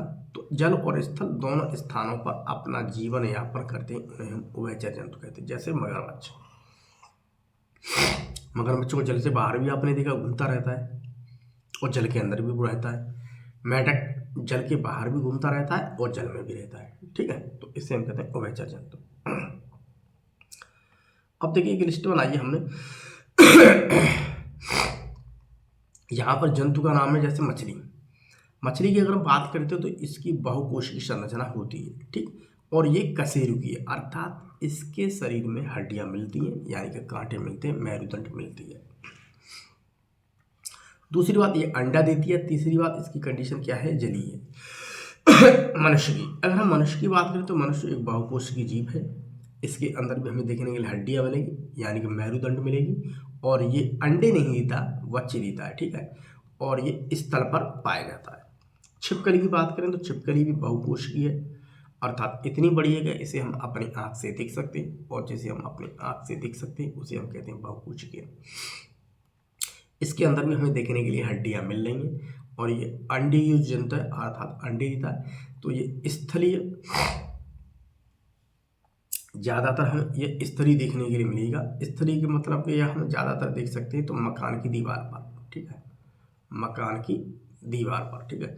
उसके अलावा देखिए तोता, तोता भी बहुकोशिकीय है, और इसमें भी मुझे हड्डियाँ देखने के लिए मिलती हैं, और ये अंडे देता है, और ये ज़्यादातर हमारा वायु में रहता है, तो इसलिए हम इसे कहते हैं वायवीय जंतु। अमीबा की बात करते हो, अमीबा एक कोशिकीय है, और ये अकशेरुकीय, इसमें किसी प्रकार की कोई हड्डी नहीं मिलती है, ठीक। दूसरी बात, यहाँ पर न तो ये अंडे देता है, नहीं बच्चे देता है, केवल यहाँ पर कोशिका का विभाजन होता है, ठीक है। यहाँ पर थोड़ा SCERT ने लिख दिया है तो ये केवल कोशिका के विभाजन से ये चीज़ संभव है, जिसे हम कहते हैं जली, क्योंकि प्रकृति ऐसी है कि ज़्यादातर जल में ही रहता है। मेढक, मेढक बहुकोशिकीय होता है, और इसमें भी हड्डियाँ मुझे देखने की मिलती हैं, और ये अंडे देते हैं, और ये ज़्यादातर कैसे होते हैं, उभयचर, यानी जल और थल दोनों जगह पर हम देखने के लिए मिल जाएंगे। थोड़ा हम बात करते हैं पौधों की, पौधों का वर्गीकरण। तो पौधों की अगर बात करें तो पौधों को भी निम्नलिखित के आधार पर हम बांट सकते हैं। हम पुष्प के आधार पर पौधों को अलग कर सकते हैं, हम आकार के आधार पर अलग कर सकते हैं, हम आयु के आधार पर अलग कर सकते हैं। अब हम पौधों के बारे में थोड़ा समझेंगे। तो देखिए, पहले हम समझने से पहले हमें यहाँ पर ये समझना है कि वनस्पति विज्ञान के जनक किसे कहते हैं। तो वनस्पति विज्ञान के जनक थे थियोफ्रास्टस। थियोफ्रास्टस एक ऐसे साइंटिस्ट थे जिन्होंने शुरुआत में ही, जब हमारी पृथ्वी पर धीमे धीमे वैज्ञानिक युग बढ़ रहा था, तो उस समय पर थियोफ्रास्टस एक ऐसे व्यक्ति थे, एक ऐसे वैज्ञानिक थे कि जिन्होंने पौधों के ऊपर सबसे ज़्यादा अध्ययन किया था। उस समय की बात कर रहे हैं, बहुत पहले की बात कर रहे हैं, हम आपसे 1000 साल पहले की बात कर रहे हैं, 1000 साल से भी और पहले की बात कर रहे हैं। थियोफ्रास्टस ने उस समय 500 पौधों का अध्ययन किया था। और जो इतने सारे पौधों का अध्ययन कर लेगा, शुरुआत में हम उसे कहते हैं जनक। वर्गीकरण का जनक, वर्गीकरण का मतलब होता है इन्होंने इस प्रकार की तरकीब को सामने लाया कि सारे पौधे हैं या जानवर हैं, उन्हें आप ऐसा कीजिए, अलग अलग कीजिए, कागज में बने की उनकी लिस्टें बनाई। तो हम कैरोलिनियस जो थे, इन्होंने सबसे पहले वर्गीकरण को बनाया, और उनकी लिस्ट बनाने के लिए उन सारे जंतुओं के लक्षणों को पढ़ा, तो उन्हें उसी हिसाब से उनको क्लासिफाइड करते रहे, वर्गीकरण करते रहे कि इसकी जाति ये, उपजाति, इसे ऑर्डर में इसमें रखा जाए, ये इस फैमिली से बिलोंग करता है, ठीक है, और इसका ये डिवीजन है, इसका ये किंगडम। तो यहाँ पर ये कह सकते हैं इन्होंने एक एक जीव को बड़े ध्यान से समझा और उसका क्लासिफिकेशन लिखा। तो इन्होंने वर्गीकरण की नींव सबसे पहले इन्होंने डाली थी। उसके अलावा जंतु विज्ञान की बात करें, अरस्तु, तो अरस्तु का नाम आ जाता है तो हमें यहाँ पर ये कहते हैं कि अरस्तु एक ऐसे थे कि इन्होंने शुरुआत में जंतु विज्ञान के ऊपर, या हम ये कह सकते हैं कि हमारी जीव विज्ञान के ऊपर इन्होंने बहुत ज़्यादा अध्ययन किया था, ठीक। अरस्तु एक वैज्ञानिक तो ऐसे नहीं थे, बट हम यहाँ पर ये कह सकते हैं एक बहुत बड़े दार्शनिक थे। उस समय पे जो दार्शनिक था, ज़्यादा पढ़ा हुआ व्यक्ति या ज़्यादा ज्ञान रखने वाला जिस विषय में होता, उसी को हम उस समय पे दार्शनिक कहते थे। वैज्ञानिक हम उसे कहते हैं जो बहुत सारे ज्ञान तो रखता है, बट उसने उससे संबंधित बहुत सारे प्रैक्टिकल किए हैं, तो हम उसे वैज्ञानिक कहते हैं।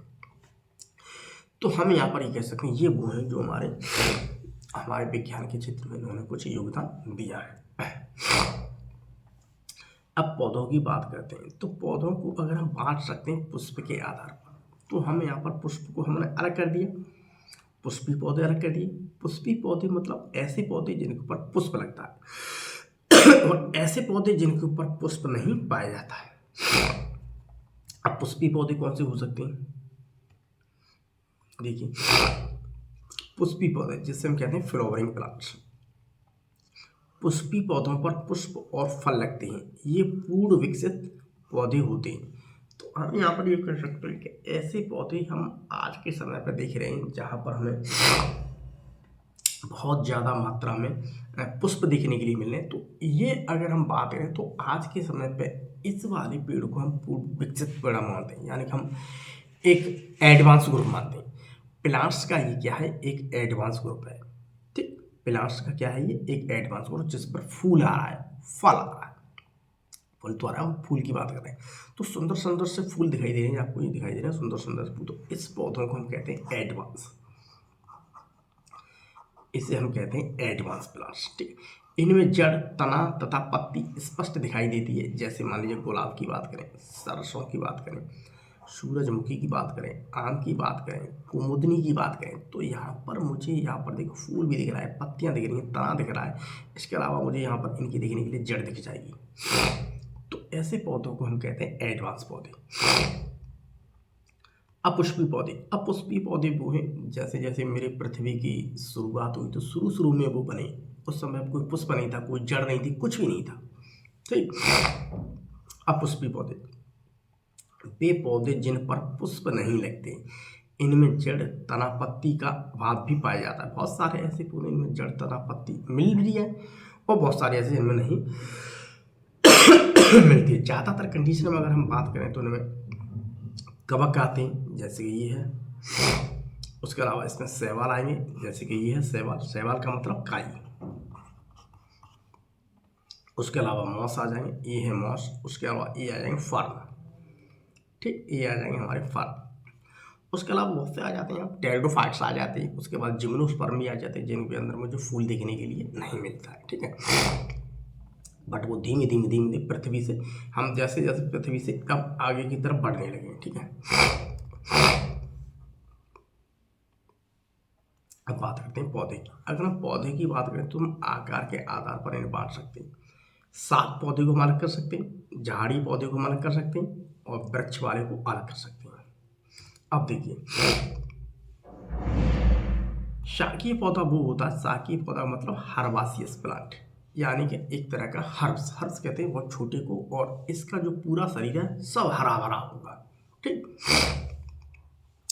ये 1 मीटर से कम नाप के छोटे पौधे हैं। इनका तना कमज़ोर होता है, जैसे मान लीजिए मक्का है, मटर है, पालक है, मकोई है, टमाटर है, भिंडी आदि। तो मटर को देख लीजिए, इनका पूरा तना हरा भरा है बट कमज़ोर है। पालक को देख लीजिए, इनका पूरा तना हरा भरा है बट कमज़ोर है। टमाटर को देख लीजिए, पूरा हरा भरा है बट क्या है, कमज़ोर होता है। झाड़ी पौधे, झाड़ी का मतलब पौधा तो है, छोटा है, श्रब प्लांट्स कहते हैं, बट उसमें मुझे झाड़ी जैसी संरचना ज़्यादा दिखती है। तो ये 1 मीटर से 3 मीटर की औसत ऊंचाई वाले कठोर व मजबूत पौधे होते हैं। इनका मुख्य तना स्पष्ट नहीं होता है, ये शाखित होते हैं तथा आपस में उलझ जाते हैं। जैसे कि मान लीजिए गुलाब है, करौंदा है, गुड़हल है, सहतूत है, अरंड है। तो इनके पेड़ की अगर बात करते हैं तो मान लीजिए इनका कोई पेड़ है, तो इनके पेड़ के अंदर बहुत सारी शाखाएं निकल करके, बहुत सारी शाखा निकल के, ये बहुत सारी शाखा निकल के छोटा सा उलझा जुलझा बना लेते हैं, जिससे शहतूत वगैरह हुआ। तो ये सारी चीज़ क्या है, एक तरह के झाड़ी बना ले, झाड़ी का मतलब झाड़ी बना लेते हैं। वृक्ष वो होगा जो सबसे बड़ा हुआ, वृक्ष या पेड़। तो ये 3 मीटर से अधिक लंबे होते हैं, इनकी लंबाई 3 मीटर से अधिक मिलेगी। इनका तना मोटा मिलेगा, ये देखिए तना मोटा है, तना मोटा है। काष्ठीय, काष्ठीय मतलब से बहुत ज़्यादा मात्रा में कड़ा है।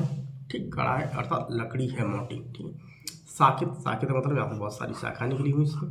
ठीक, ऐसे ऐसे शाखा निकलती हैं, या शाखित। अशाखित भी हो सकते हैं। ठीक, तना बेलनाकार है या बहुभुजाकार होता है, जैसे मान लीजिए नीम का पेड़ है, आम का है, जैसे कि चीड़ है, जैसे कि नारियल का है, जैसे कि पीपल है आदि की हम बात करते हैं। तो इनका तना काष्ठीय बनता है, तो इसे हम पेड़ कहते हैं। इसे हम पौधा नहीं कहेंगे, इसे हम क्या कहेंगे, पेड़ कहेंगे। उसके अलावा हम देखिए पेड़ों को आयु के आधार पर बांट सकते हैं, पौधों को हम आयु के आधार पर बांट सकते हैं। एक पौधे तो वो हैं जिसका जीवन काल केवल 1 वर्ष का होता है। कुछ पौधे ऐसे होते हैं जिनका जीवन काल 2 वर्ष होता है, अर्थात वो 2 वर्ष तक ही केवल जी सकते हैं, 2 वर्ष में उनका पूरा जीवन काल खत्म हो जाता है। एक होता है बहुवर्षीय, बहुवर्षीय मतलब इनके जीवन की कोई अवधि पता नहीं, वो 10 साल भी रह सकता है, 15 भी रह सकता है, 20 भी रह सकता है, 30 भी रह सकता है, 40 भी रह सकता है, 50, 100, 150, 200, उसकी कोई अवधि नहीं है। उसे हम कहते हैं बहुवर्षीय। बहु का मतलब होता है अधिक। एक वर्षीय, एक वर्षीय पौधे उन्हें कहते हैं जिनका जीवन 1 वर्ष के भीतर ही क्या होता है, नष्ट हो जाता है। ये पौधे 1 वर्ष के कुछ महीनों के भीतर ही फलते फूलते हैं और अंत में सूख कर समाप्त हो जाते हैं। जैसे मानिए चना है, मटर है, गेहूँ है, धान है, मक्का, ज्वार है। तो मटर की बात करें, ये भी 1 साल के अंदर में सब कुछ हो जाता है। मक्का की बात करें तो मक्का भी सब 1 साल के, उसके अलावा चना की बात करें तो चना भी सब खेती है 1 साल के अंदर में हो जाता है। बेजर, जौ, जई सब कुछ क्या है 1 साल के अंदर में हो जाता है सब। 2 वर्ष ऐसे पौधे जिनका जीवन काल 2 वर्ष चल जाता है। जैसे मानिए केला, ये पौधे 2 वर्ष के भीतर ही अपना जीवन चक्र पूरा करते हैं। पहले वर्ष में जड़, तना तथा पत्तियां विकसित होगी। पहली साल की बात करते हैं तो यहाँ पर जड़, तना और पत्तियां इसमें विकसित होती, और दूसरे वर्ष में ये पुष्पन, फलन तथा बीजों का निर्माण होकर के ये नष्ट हो जाते हैं। जैसे मान लीजिए केला।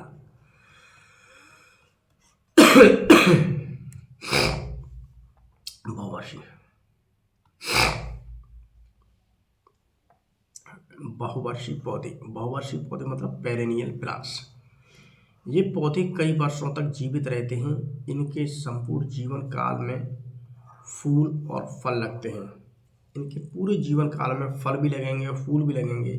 जैसे मान लीजिए आप, और कई सालों तक रहते हैं। जैसे आम है, नीम है, बरगद है, पीपल आदि। तो आसानी से आप नीम को देख सकते हैं या आम को देख लीजिए, आप पीपल को देख लीजिए, आप नीम को देख लीजिए आप। तो ये सारे पेड़ ऐसे हैं जो 10 साल, 15 साल, 20 साल, 25 साल, 30 साल। पीपल को तो आप देख लीजिए 100 200 साल तक वो आराम से जीवन व्यतीत करता है। पृथ्वी पर पौधों का विकास, अगर पृथ्वी की बात करें तो पृथ्वी पर सबसे पहले हमारे शैवाल आए। शैवाल का मतलब काई। उसके बाद हम बात करते हैं यहाँ पर क्या आया, हमारा मॉस आया। ठीक, मॉस का मतलब हम कह सकते हैं यहाँ पर क्या आया, हमारा ब्रायोफाइट। हमारा ब्रायोफाइट के बाद हमारे पास क्या आया यहाँ पर, टेरिडोफाइट। ये है टेरिडोफाइट। ठीक है, टेरिडोफाइट। टेरिडोफाइट के बाद आए हमारे पास जिम्नोस्पर्म, अनावृतबीजी। उसके बाद आ गए ये आवृतबीजी, यानी पुष्पीय पौधे। पुष्पीय पौधे ये आ गए। तो ऐसे ऐसे करके कहते हैं।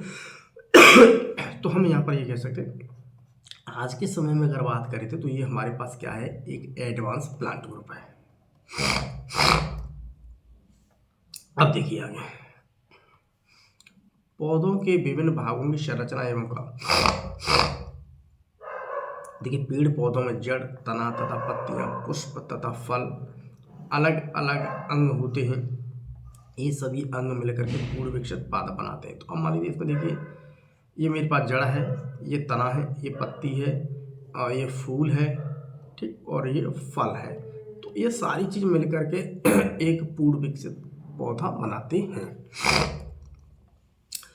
अब हम जड़ की बात करते हैं तो प्लांट्स में जड़ हमें 2 प्रकार की देखने के लिए मिलती है। एक तो मिलती है हमें मूसला जड़, ठीक है, एक मिलती है हमें मूसला जड़, टैप रूट, और दूसरी मिलती है हमें अपस्थानिक जड़, ठीक है, एडवेंटिटियस या फाइबरस भी कह देते हैं इसे। मूसला जड़ ऐसी है, इसकी एक मेन जड़ है बहुत लंबी होती जाएगी, जबकि अपस्थानिक जड़ ऐसी है वो एक ही जगह पर निकलती है और एक ही जगह पर गुच्छा सा आपको दिखाई देगा। ये ज़्यादा अंदर पृथ्वी में गहरी नहीं जाती है। मूसला जड़ की बात है तो मूसला जड़ में एक मोटी जड़ होती है। ये मूसला जड़ के अंदर देखिए एक ये मोटी जड़ मिलेगी, ठीक है, एक मोटी जड़ होती है जिसे हम क्या कहते हैं, प्राथमिक जड़। तो जो मोटी वाली जड़ है इसे हम कहेंगे प्राथमिक जड़, प्राथमिक जड़, ठीक है। मुख्य जड़ से अनेक पतली शाखाएं निकलती हैं। अब इससे भी देखो पतली पतली शाखाएं निकलती हैं, ये निकल रही हैं, इसे हम कहते हैं द्वितीयक जड़, जिन्हें हम कहते हैं द्वितीयक जड़। अब इनसे निकलने वाली शाखाओं को कहते हैं, अब जो द्वितीय जो निकल रही है अब इनसे भी देखो निकलती रहती है, इन्हें हम कहते हैं तृतीय जड़। यह जमीन में गहराई तक जाती हैं और पौधे को मजबूती से स्थिर रखती हैं। जैसे मान लीजिए मटर है, सेम है, नीम, आम, पीपल, इनकी जड़ें। अपस्थानी जड़ें, अपस्थानी जड़ की बात करते हैं तो अपस्थानी जड़ें देखिए ऐसी होती हैं। देखिए इस प्रकार की जड़ें तने के आधार से अनेक शाखाएं रेशों की भात निकल आती हैं। तो तना को मान लीजिए ये है तना के आधार पर निकल आएगी, देखो ठीक है। जैसे तुमने गेहूं में देखा, ठीक है, गेहूं, धान, मक्का वगैरह होता है, वहाँ पर हमें देखने के लिए मिल जाती है। इन्हें हम कहते हैं अपस्थानी जड़ें या जकड़ा या रेशेदार जड़ें कहते हैं। जैसे गेहूं की जड़, जैसे कि धान की जड़, जैसे कि मक्के की जड़, जैसे कि बेजर की जड़, ठीक है, इन सब की जड़ें कैसी होती हैं? अपस्थानिक जड़ें बनती हैं।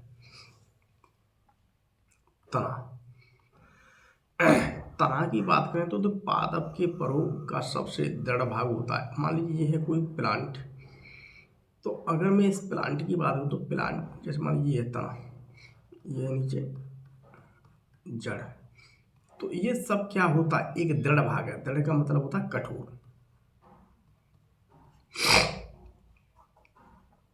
ये तो तना क्या है? तना क्या सबसे ज्यादा कठोर भाग है, ठीक। इस सूट का क्या है? परों का क्या सबसे कठोर। तने में गांठ जैसी संरचना को हम नोड कहते हैं। दो नोड के बीच के स्थान को हम इंटरनोड कहते हैं। जैसे मान लीजिए ये है, इसे कहेंगे नोड, इसे कहेंगे नोड, इसे कहते हैं नोड, इसे कहते हैं नोड, तो इसे हम क्या कहते हैं? नोड। और इसके बीच के जो स्थान होता है, जैसे मान लीजिए ये है मेरे पास एक स्ट्रक्चर, यहाँ पर समझ लो, ये गांठ बन गई, एक ये गांठ बन गई, तो इसे हम कहते हैं नोड। और इस गांठ के बीच के स्थान होता है, जो गन्ना देखा, गन्ने को जैसे हम चूस के खाते हैं, उसे हम कहते हैं क्या? इंटरनोड। उसे हम क्या कहते हैं? इंटरनोड। उदाहरण देखिए, दूब घास में हमें अच्छी तरह देखने के लिए मिल जाएगा, मक्का में हमें अच्छी तरह देखने के लिए मिल जाता है, उसके अलावा बांस में देखने के लिए मिल जाएगा, गन्ना में हमें देखने के लिए। इसमें नोड और इंटरनोड को स्पष्ट देखा जा सकता है। वैसे तो नोड और इंटरनोड हमें सब जगह देखने के लिए मिलता है, बट यहाँ पर हम इन प्लांट्स को देखें तो यहाँ पर मुझे बहुत अच्छी तरह से देखने के लिए मिल जाएगा। पौधों में जल तथा खनिज लवण का संवहन। संवहन का मतलब होता है कि उसमें किस प्रकार से जा रहा है। तो मान लीजिए ये एक पौधा है, मान लीजिए यहाँ पर मैं अलग समझा देता हूँ, ये है मान लीजिए एक पौधा, और ये है पौधे की जड़, ठीक, जैसे कि ये है, ठीक, ये है जड़, और ये यहाँ पर पत्ती लगी हुई है, ठीक, ये यहाँ पर पत्ती लगी हुई है, पत्ते के ऊपर ये देखिए भाग है, यहाँ पर फल वगैरह लगा हुआ है, ठीक है। तो यहाँ पर देखिए इसमें कह रहा है जल। तो पृथ्वी पे अगर बात करते हैं तो पौधों में देखिए जल है, जल या खनिज लवण यहाँ पर जाएगा जाइलम के थ्रू। इसके अंदर पौधे के अंदर ये देखो नीला नीला सा दिखाई दे रहा है आपको, ये नीला नीले जो संरचना, ये से देखो, ये देखो खनिज लवण का क्या हो रहा है जल। तो मिट्टी के अंदर बढ़िया बढ़िया चीज़ें हम खाद डालते हैं, वो डालते हैं, ये सारा पोषण प्लांट्स को क्या नीचे से जड़ के माध्यम से यहाँ पर ऊपर चला जाता है, जाइलम के माध्यम से ये चला जाता है।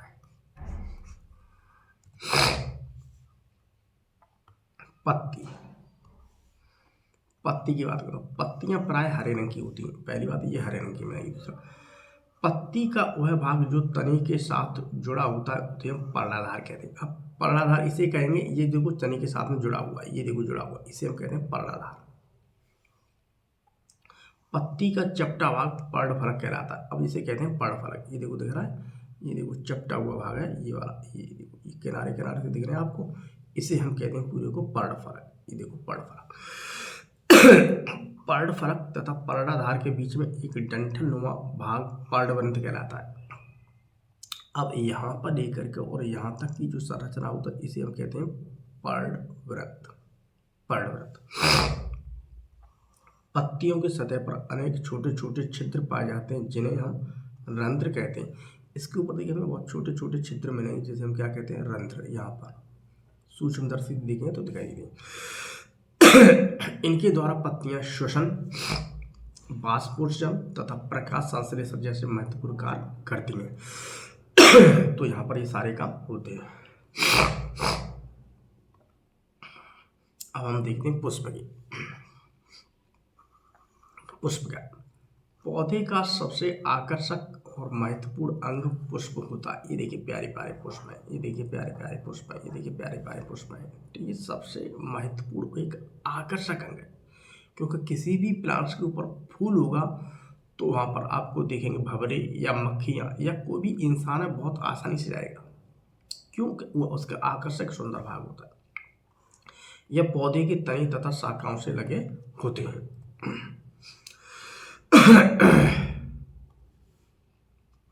तने की शाखाओं पर स्थित कलिकाएं रूपांतरित होकर के पुष्प बन जाती हैं।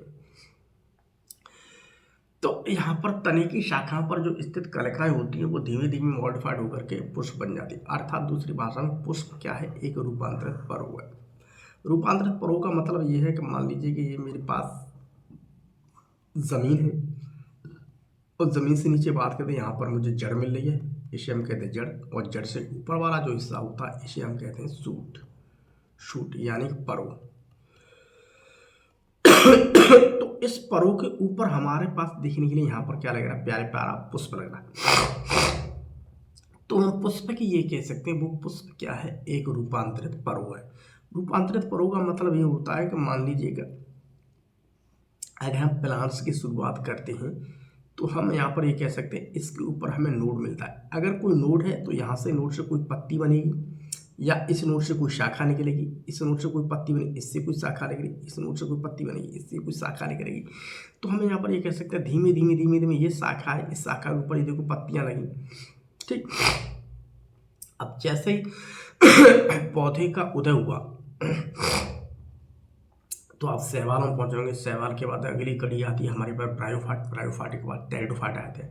तो टेरिडोफाइटा के अंतर्गत बहुत सारी ऐसी पत्तियां थी जो जनन अंग करती थी। ठीक, जिम्नोस्पर्म है तो जिम्नोस्पर्म, अब वही जनन पत्तियां जो है धीमे धीमे धीमे धीमे करके एक कंडेंस्ड होती गई।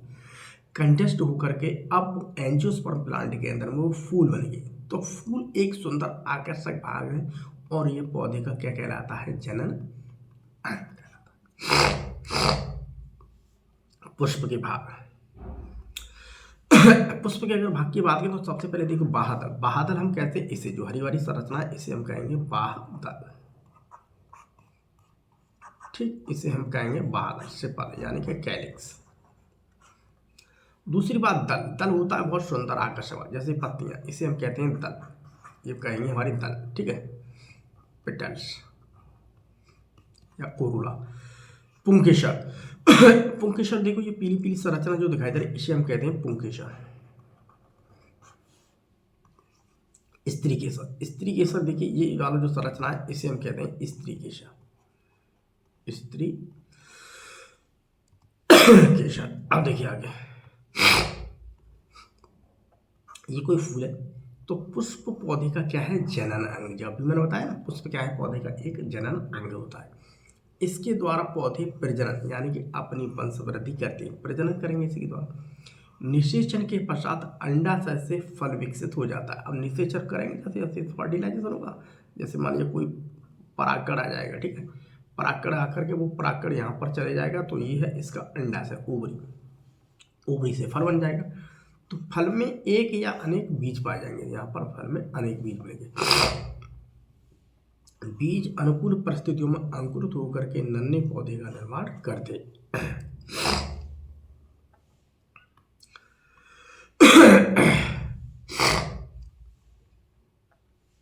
अब पौधों के विभिन्न अंगों का रूपांतरण।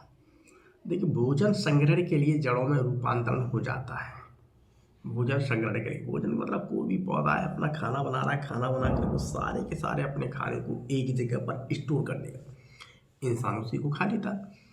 जैसे मान लीजिए गाजर है, मूली है, ठीक है, तो कुछ पौधे ऐसे हैं जो अपने खाने का स्टोर जड़ों में कर देते हैं।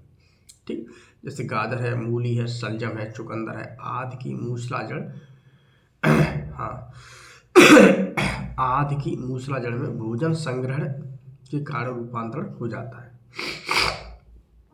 तो ये सब देखिए मूसला जड़ है। इसमें देखिए कैसे करें, ये है देखिए कुंभी रूपी, कुंभ का मतलब होता है घड़ी जैसे, यह तर्क रूपी और यह शंकु रूपी। ठीक है, ऐसे शंकु बना होता है ना, ऐसे गणित में पढ़ते हैं, ये शंकु होता है, शंकु रूपी है। ठीक है, शंकु रूपी। तो यहाँ पर ये जड़ें हैं तो इनकी जो मूसला जड़ है उसमें क्या हो जाए, मॉडिफिकेशंस, रूपांतरण होता है, फूड का स्टोरेज हो जाता है जिसे इंसान खा सकता है।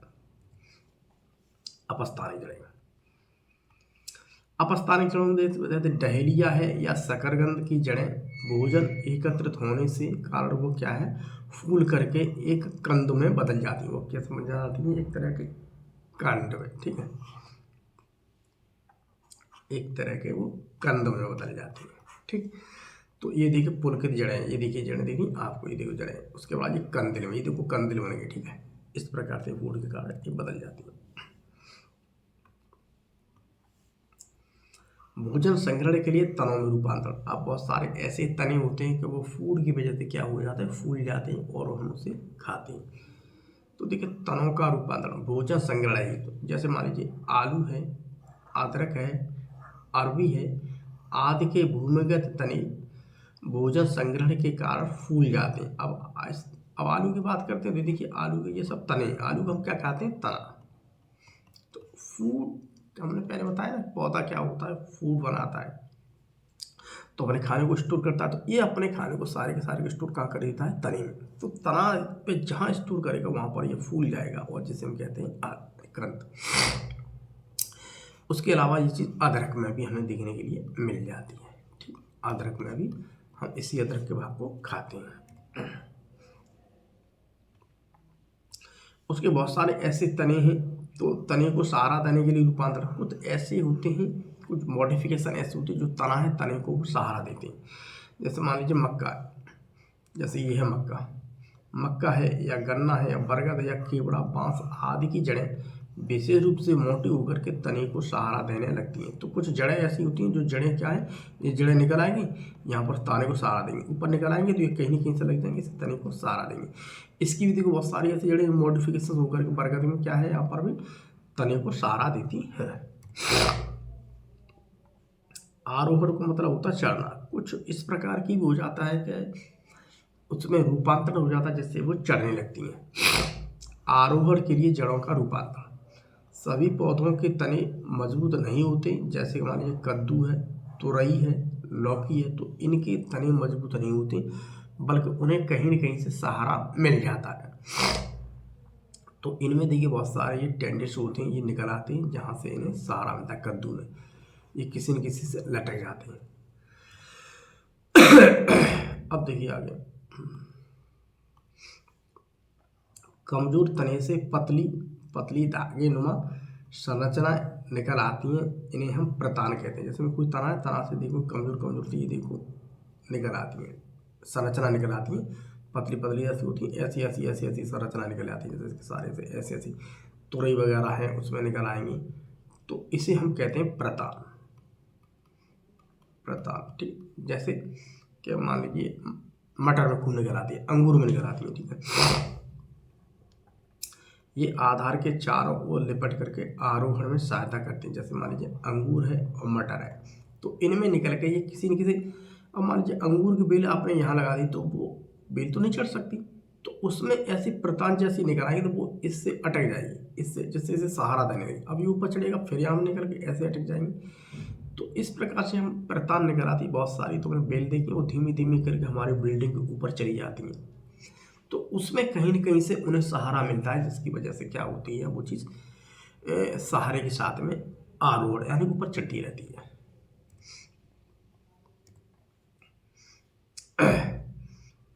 अब हम यहाँ पर कुछ प्रश्नों को देख लेंगे जो कि हमारे पाठ्य पुस्तक के प्रश्न हैं। जैसे देखिए, एक कोशिकीय जीव है, एक कोशिकीय जीव मनुष्य नहीं है, केंचुआ नहीं है, छिपकली नहीं है, क्या है, युगली। मेरुदंड पाई जाती है, देखिए केंचुआ में नहीं मिलती है, तिलचिट्टा में नहीं मिलती है, जोंक में नहीं मिलती है, मेंढक में मिलती है केवल।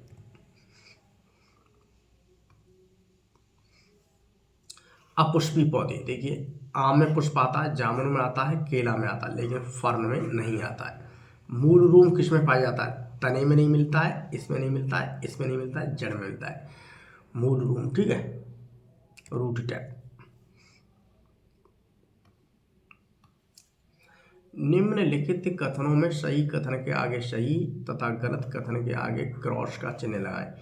पौधों को भोजन की आवश्यकता होती है, भैया पौधों को नहीं बल्कि सभी सजीवों को भोजन की आवश्यकता होती है। जंतुओं में वृद्धि जीवन पर्यंत होती है, नहीं, पौधों में वृद्धि जीवन पर्यंत होती है, जंतुओं में नहीं होती है। अमीबा बहुकोशिकीय नहीं, अमीबा केवल एक कोशिका का बना हुआ है। पैरामीशियम एक सूक्ष्म जीव है, ये बात सही है बिल्कुल। रंध्र गैसों के आदान प्रदान में सहायक होते हैं, सही बात है बिल्कुल। गेहूं तथा धान बहुवर्षीय पौधे होते हैं, नहीं, एक वर्षीय होते हैं। खरगोश अकोशिकीय नहीं, खरगोश कशेरुकी है। खरगोश को आप देखोगे या मर जाता है वो खरगोश, उसके अंदर देखने के लिए आपको हड्डियां मिलेंगी, बैकबोन मिलेगी। सूक्ष्म जीव हमें नम्न आंखों से नहीं दिखाई देते, ये बात सही है भाई। सूक्ष्म जीव इतने छोटे होते हैं हम अपनी आंखों से नहीं देख सकते, और उसे देखने के लिए हमें जरूरत किसकी पड़ेगी? सूक्ष्मदर्शी की। देखिए रिक्त स्थानों की पूर्ति कीजिए। रिक्त भोजन से कार्य करने के लिए हमें क्या मिलती है? ऊर्जा। सभी जंतु तथा पौधे श्वसन क्रिया में CO2 गैस को बाहर निकालते हैं। कछुए का जीवन काल 120 से लेकर 150 वर्ष होता है। लाजवंती पौधे का स्पर्श संवेदनशील होता है, ठीक है। अपशिष्ट पदार्थों को शरीर से बाहर निकालने की क्रिया को हम उत्सर्जन कहते हैं। पादप मिट्टी से मूल रूम की सहायता से जल एवं खनिज लवणों का अवशोषण करते हैं।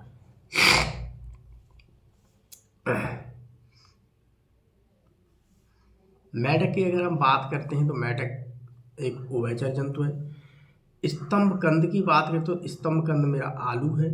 अंडुज उसे कहते हैं जो अंडा देने वाले जंतु होते हैं। सलजम की बात करते हैं, सलजम के मुद्दे में कुंभ रूपी संरचना मिलती है, घड़े जैसी। प्रजनन का मतलब होता है प्रजनन जब करेगा तो उसके बाद या तो वो अंडे देगा या फिर क्या देगा? बच्चे देगा, ठीक है। उत्सर्जन का मतलब होता है हानिकारक पदार्थों, ठीक है, हानिकारक पदार्थों का शरीर से बाहर निकलना। संवेदनशीलता, धमाके को सुन करके चौंक जाना क्या होती है? संवेदनशीलता।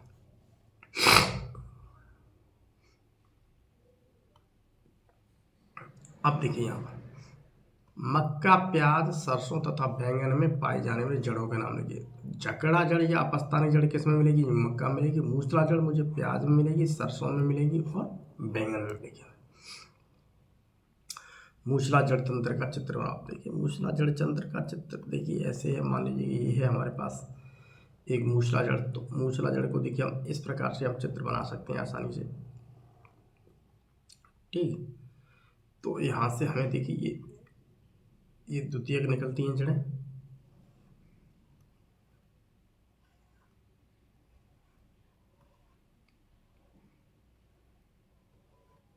और इनसे भी देखो जड़ें निकल आई। तो ये वाली जो मेन जड़ है इसे हम कहते हैं प्राथमिक जड़, इसे हम कहते हैं प्राथमिक जड़, इसे हम कहेंगे द्वितीयक जड़। अब इस द्वितीय जड़ से जो निकले इसे हम कहेंगे तृतीयक जड़, तृतीयक जड़।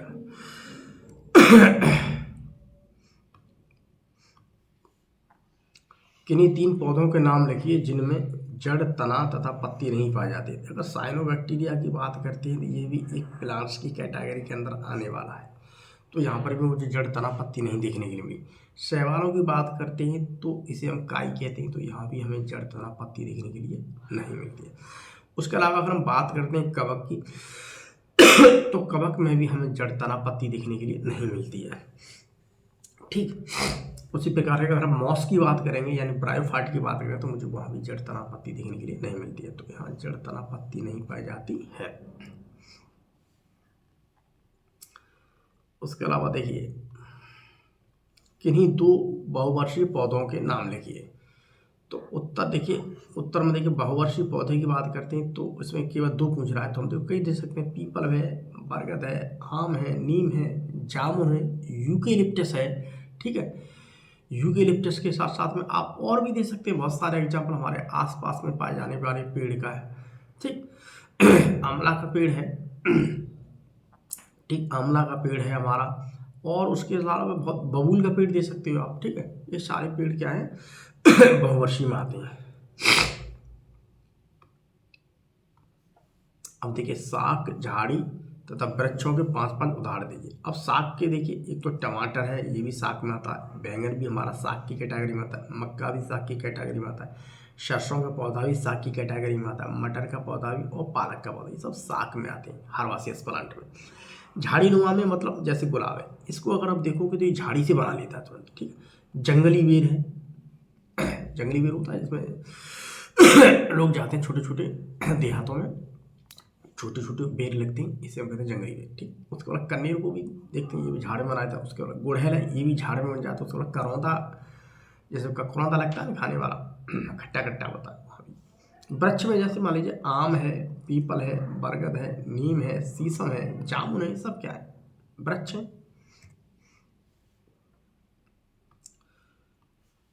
अब देखिए शाकाहारी, मांसाहारी तथा सर्वाहारी जंतुओं के 5-5 उदाहरण लिखिए।